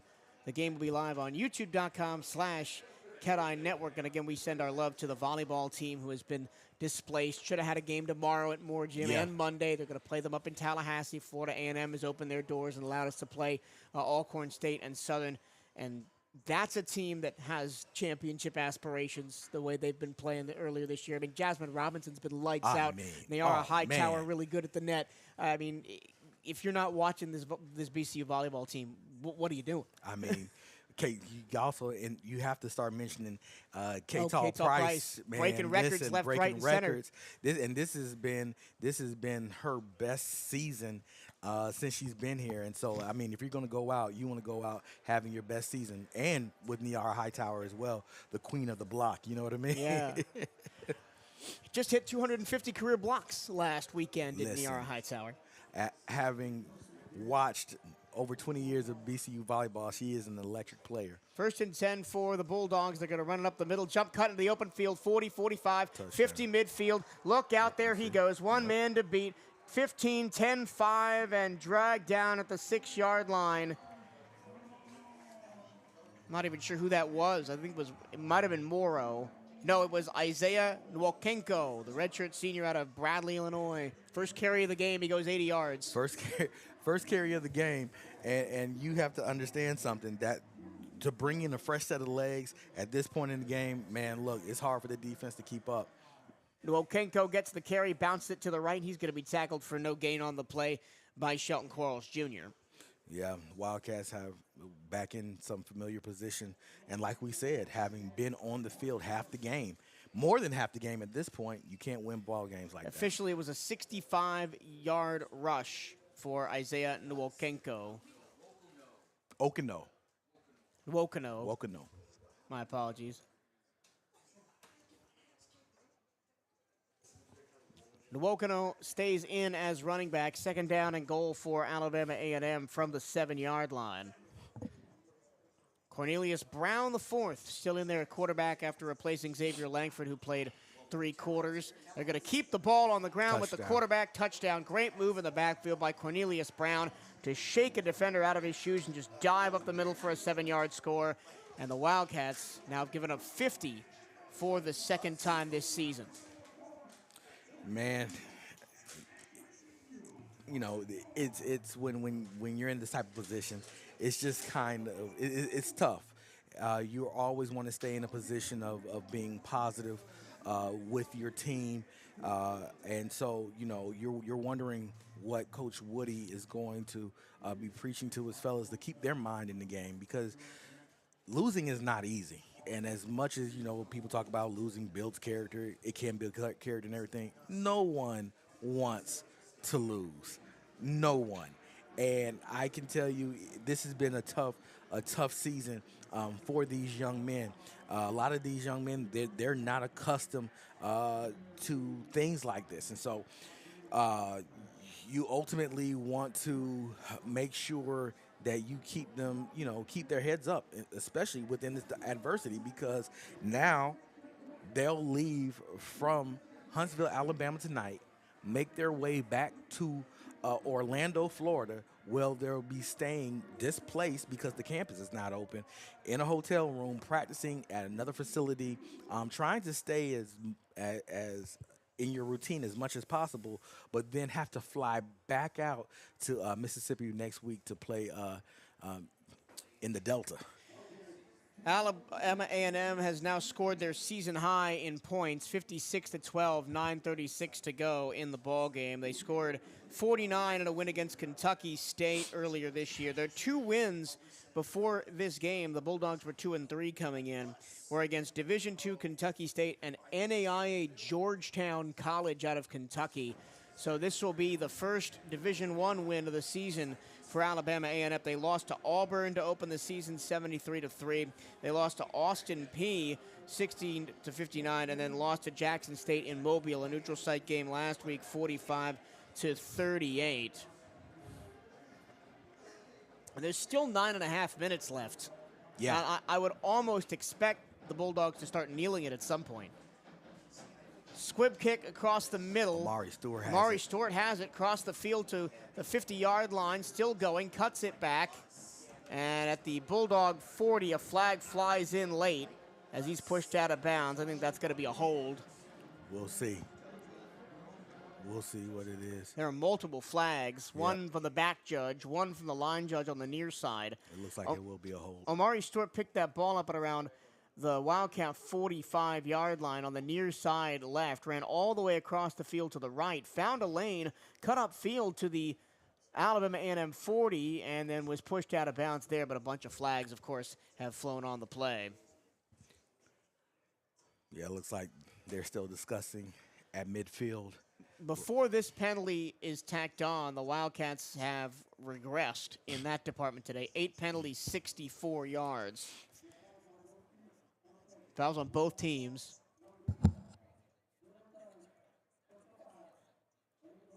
It's going to be a blindside block on the Wildcats. And then after the play, unsportsmanlike conduct on the defense on Alabama A&M. So I guess after Clark got pushed out, there must have been some words exchanged. Some extracurricular activity on the far sideline. You know, and if anybody knows about an unsportsmanlike conduct penalty on the sideline, it's the Wildcats. It's us. Yep. It's us. That's how the Clark Atlanta game ended. Yeah, we were just about to get out of Clark Atlanta with a W until that last second unsportsmanlike conduct penalty on the sideline, and it was just selfish, undisciplined play on the side of the Wildcats. And you know, you have to be able to be more disciplined, understand where you are in the game, how close the game is to being over before you start trying to take certain things into your own hands. And right now, even in spite of the penalty, the Wildcats are still on in-plus territory, having gotten backed up to what looks to be the 48-yard line after the penalties. So the Wildcats will start from the A&M 48. A couple of career records have fallen in this game for Alabama A&M. Donovan Eaglin has crossed 2,000 career rushing yards as the Wildcats get set up. Ransom still in the game. He's going to hand the ball off to Dennis Palmer, looking for a lane, trying to stretch the play to the left. He does. Gets hit hard, spins off a tackle at the 45, and falls forward close to the 40-yard line, correct, and that's not Palmer. That looks like Patton. It's Cross Patton. Cross Patton. The transfer from Nevada. Yeah, just some good hard running, keeps the feet going, and spins off a tackle for some extra yardage after contact. It'll still be Patton in there with Cam. Ransom, play action, steps up in the pocket to avoid the rush, now moves to his left, fires down the field, well short of his intended receiver, intended for Corey Turner, who was crossing left to right at about the 10-yard line. He looks to the referee about why there was no flag. Well, the flag was because the ball was uncatchable. It was 15 yards in front of you. Yeah, I don't know if there's something going on possibly with his shoulder or something, because some of his passes have fallen short later on in the game. So I don't know if he might be possibly injured, dealing with some type of nagging, 3rd down and 4. Snap to Cam. He's back to pass, throws far side of the field and throws it out of bounds. Corey Turner was crossing again, and it was 5 yards behind the sideline into the BCU bench. And they'll probably keep the offense on the field here on 4th and 4. Yeah. 8 minutes, 30. And the problem with the Wildcats is you're not giving your defense time to rest, even with the game well out of reach. And you're not moving the clock because you're passing the ball every down. Yeah, and so the clock stops with 8:34 left. And still trying to drum up some type of momentum late into this game. All right, 4th and 4. Snap to Cam. Pressure coming off the edge. He throws over the middle. The pass is caught at the 30-yard line, but it's a false start penalty. Penalty. Play is blown dead. False start. And now they'll take it from a 4th and 4 to a 4th and 9, and I guess we might punt this one. We'll see. I see our OC moving back. I don't know. We may still run a play. I mean, at this point, you have absolutely nothing to lose. Here comes the punt team. Here comes the punt team. Okay. My question is, if there's any concern about Cam at all, why is he still in the game? I don't know. At 56-12. Well, I'm gonna tell you this. He's a competitor. And a lot of times, even if there is something wrong, if you're a competitor, you do not want to come out of the game, and you will stay in the game. But sometimes you have got to know, if something is hurting you, it could possibly be hurting your team. You have to let somebody know. Cade Hector punts it away, fair caught by Miles Parker at the 11-yard line for Alabama A&M, who'll take over. 7:57 to go. And I think the Bulldogs just try and run the clock out, but the Wildcats are giving up so many yards. You can't even run the clock out. You have to be able to stop this their run game, and ultimately one of the things that I've seen, and what used to happen to us, because we used to run a triple option back in the days, what we used to call the Wyatt bone. And a lot of times when they were able to stop the Wyatt bone, they were not able to stop when we would run directly at them. And so typically, if you're having trouble in your option game, then you typically will have success running at the defense downhill. 1st and 10 for the Bulldogs from their own 11. Another new quarterback is in the game. The handoff goes to the left-hand side. It's a 4-yard pickup. The Bulldogs are averaging nearly a first down on every play, 9.43 yards per play for Alabama A&M, to the tune of over almost 700 yards, 698. Oh yeah, they're going to end up getting the 700 yards, and what? This is about 75 plays. Just about now. Avion Smith is now in at quarterback, the redshirt junior transfer from Miami of Ohio, originally from Lexington, South Carolina. Smith on the season, 21 of 31, 216 yards, 2 touchdowns, 1 pick, 14 carries for 105 yards and a touchdown on the ground. And Smith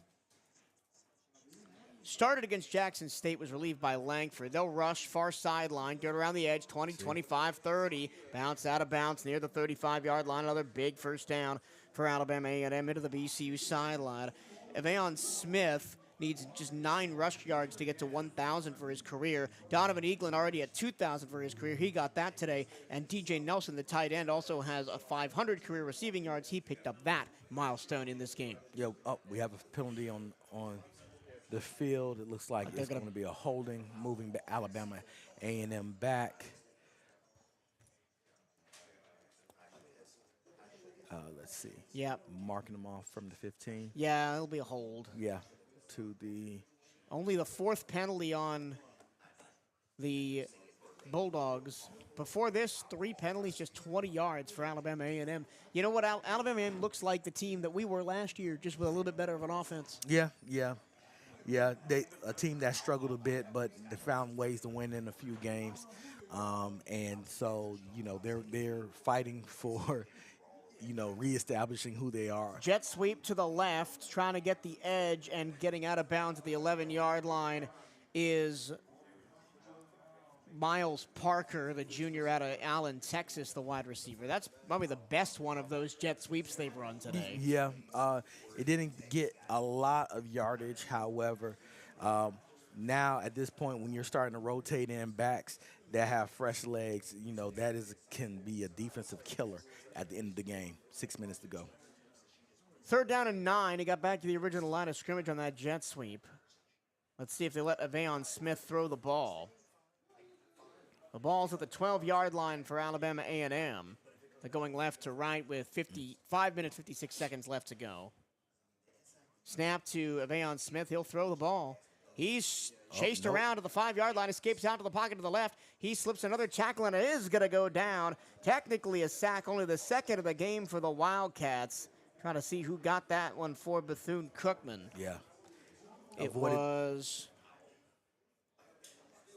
Donnell McCray, the redshirt freshman. Yeah, avoided the sack by Hall. It was able to get out trying to extend the play, but the Wildcats were able to corral them for the sack, and the Bulldogs only punting for the 2nd time this afternoon. For the first time today, we'll see Austin McCready punting the ball, because the other time they punted, it was a pooch punt by the quarterback. McCready 5 yards deep in his own end zone. Malik Huggins back to receive for the Wildcats at the 45-yard line. We got a timeout. And Alabama A&M calls their 2nd timeout of the 2nd half with 4 minutes and 59 seconds to go in the ballgame. It's 56-12. Alabama A&M over Bethune-Cookman. We'll keep it right here. No TV timeout. Yeah. Nike is the official outfitter of the Bethune-Cookman Wildcats. Gear up on the newest BCU Nike gear at Nike.com/Bethune-Cookman Wildcats. And make sure you are representing Bethune-Cookman University Athletics to the fullest. Buy the latest BCU gear online to the Bethune-Cookman online store. Go to BCUathletics.com and click on Shop to find the newest BCU clothing and apparel. That's BCUathletics.com and click on Shop. So the Bulldogs are set to punt it away. McCready 5 yards deep in his own end zone. Malik Huggins is at his own 45. McCready gets the punt away. It's a high spiral, not very far. It's going to bounce and take a BCU bounce out of bounds near the Alabama A&M 40-yard line. And what's sad about this is the Wildcats have started their last 3 drives inside Alabama A&M territory and have gone nowhere. Nowhere. 3 and outs. You even in games like this, you have to be able to try to take advantage of this type of field position, because normally what we have seen is what? We have seen the Wildcats start on their side of the field and have to try to drive 80 yards. And this game, the majority of their starts have been outside of the 35. And so you hopefully can even still put a score this late in the game on the board. Micah Bowens is in at quarterback. He'll throw the ball. Screened over the middle, batted up in the air, and almost intercepted. The defensive lineman was there to bat it up. Micah Bowens making his first appearance in at quarterback in a serious role since week 1. And we were just talking about, are we going to see a new quarterback? And here we have Michael Bowens in the game. Dorian Wesley, the defensive tackle, redshirt junior out of Flat Rock, Michigan, batted that pass away. 2nd and 10 for the Wildcats from the Bulldog 35. Yeah, I'm hoping that the the offensive line gives Bowens a chance to Bowens do escapes something. out the back door to the 30, slides down near the first down, a 7-yard pickup to the 28-yard line, brings up 3rd and 3. Yeah, I'm hoping that the offensive line gives Bowens a chance to at least make something happen late in this game. Bowens on the season 1 of 7 for -1 yards through the air. I mean, it hasn't been his fault, I can tell you that much. Bowens will throw, far sideline, caught, and spinning backwards for first down yardage for the Wildcats First down, Bethune-Cookman. is Marquise McCants, the freshman out of Mainland. Home team. His first career collegiate catch. And that was a nice little comebacker to the near side numbers. Yeah, yeah. And Bowens was able to get the ball get the ball out of his hands pretty fast. He does have I can tell you this. And a stoppage of play before the Wildcats could snap the ball. It is 1st and 10 Bethune-Cookman from the Alabama A&M 22-yard line. No flag, they'll just reset. Well, I can tell you this, that he definitely gets the ball out of his hands faster. Bowens escapes out the back door after the blitz to the 20, to the 15, slides down at the 16-yard line. I'm not sure that was an intended run, but he made the most of it. He did. Bowens is the type of quarterback that he's going to try to make sure that he doesn't take any unnecessary hits. So before any type of defenders get to him, he's going to get on the ground and get up and get at the line back. 6-yard gain, 2nd and 4 from the 17-yard line.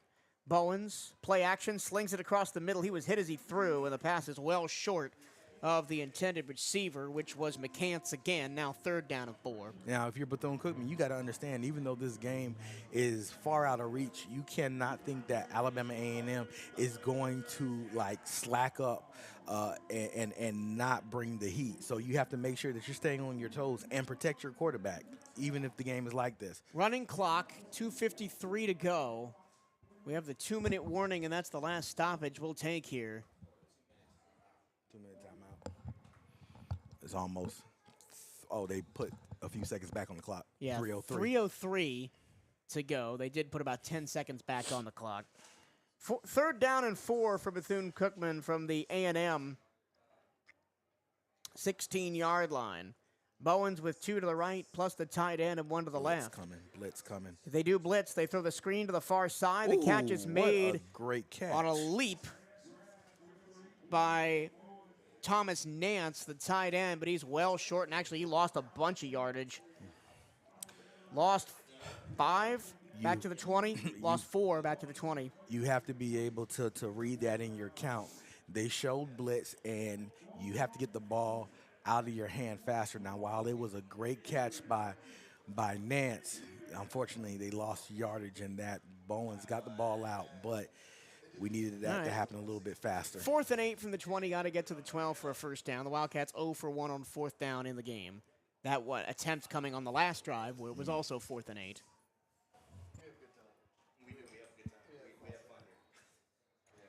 And with 2 minutes and 11 seconds to go, Bethune-Cookman takes a timeout. So between that and the 2-minute timeout, we might be here for a while, because there's 2:11 left to go in the ball game. It's Alabama A&M 56, Bethune-Cookman 12. Man. We thank you for your company this afternoon, and we really do appreciate it. And I know the team is not where we want it to be as fans and as a department, but as a little bit of inside baseball here, we did not journey with the team as we normally do. Yeah. We drove last night from Daytona Beach all the way up here, got it at about 10 p.m., and we're going to drive all the way back tonight, get it about maybe 5, 6 in the morning. So spare a thought for your Bethune-Cookman media crew. 4th and 8 for the Wildcats from the 20. Need to get to the 12 for a first down. Bowens back to pass, 4-man rush. He's going to run up the middle, look to evade a man in space. He's going to dive forward close to a first down. It depends on the spot. I think he might have it. He's right on it. It depends on the spot. And that'll be the 2-minute timeout. They have not moved the sticks yet. They're moving it. And they will now. So we'll take one final timeout. When we come back, we'll take you to the end of this one. It's 2 minutes to go in the game, 56-12, Alabama A&M on top of Bethune-Cookman. This is BCU Athletics on the CatEye Network.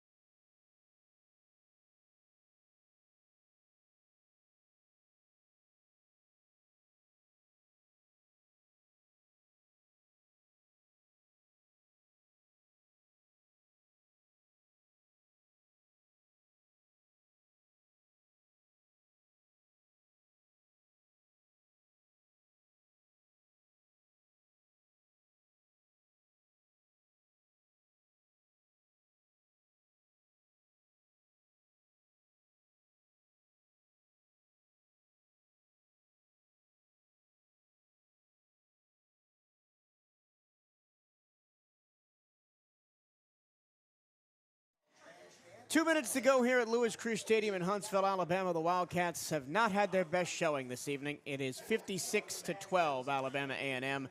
The Wildcats do have the ball, 1st and 10 at the Alabama A&M 12, with Micah Bowens in as the quarterback, replacing Cam. Oh no! No, they he gave the didn't ball get it. to Alabama A&M. He did not get the first down. I thought he got the first down before the 2-minute timeouts. He did not get it. So it's Bulldogs' ball, and now they're sending everybody back to the sidelines to talk about it.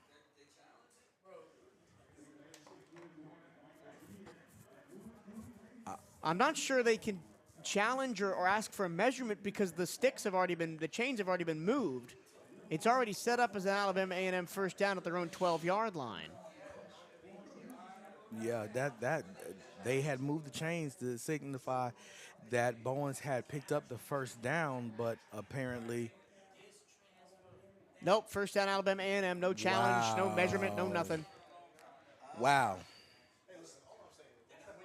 So that'll be probably the end of the game, as all the Bulldogs need to do is kneel it out. They're not in kneel formation, though.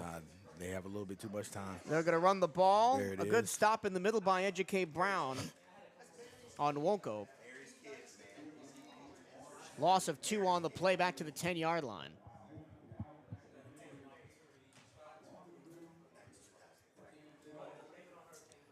And the Wildcats just, at this point, what we're going to see is that the Alabama A&M Bulldogs are going to just kind of run the clock out.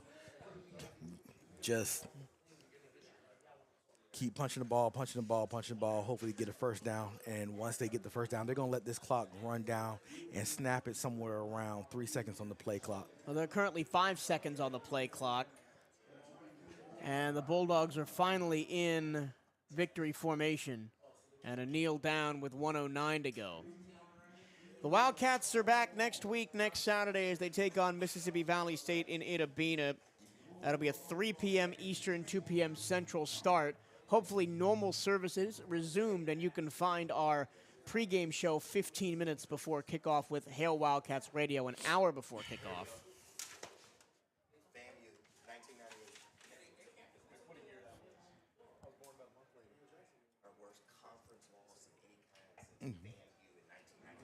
And I've just had it confirmed this is our worst conference loss since 1999, Florida A&M. Yes, that was the classic.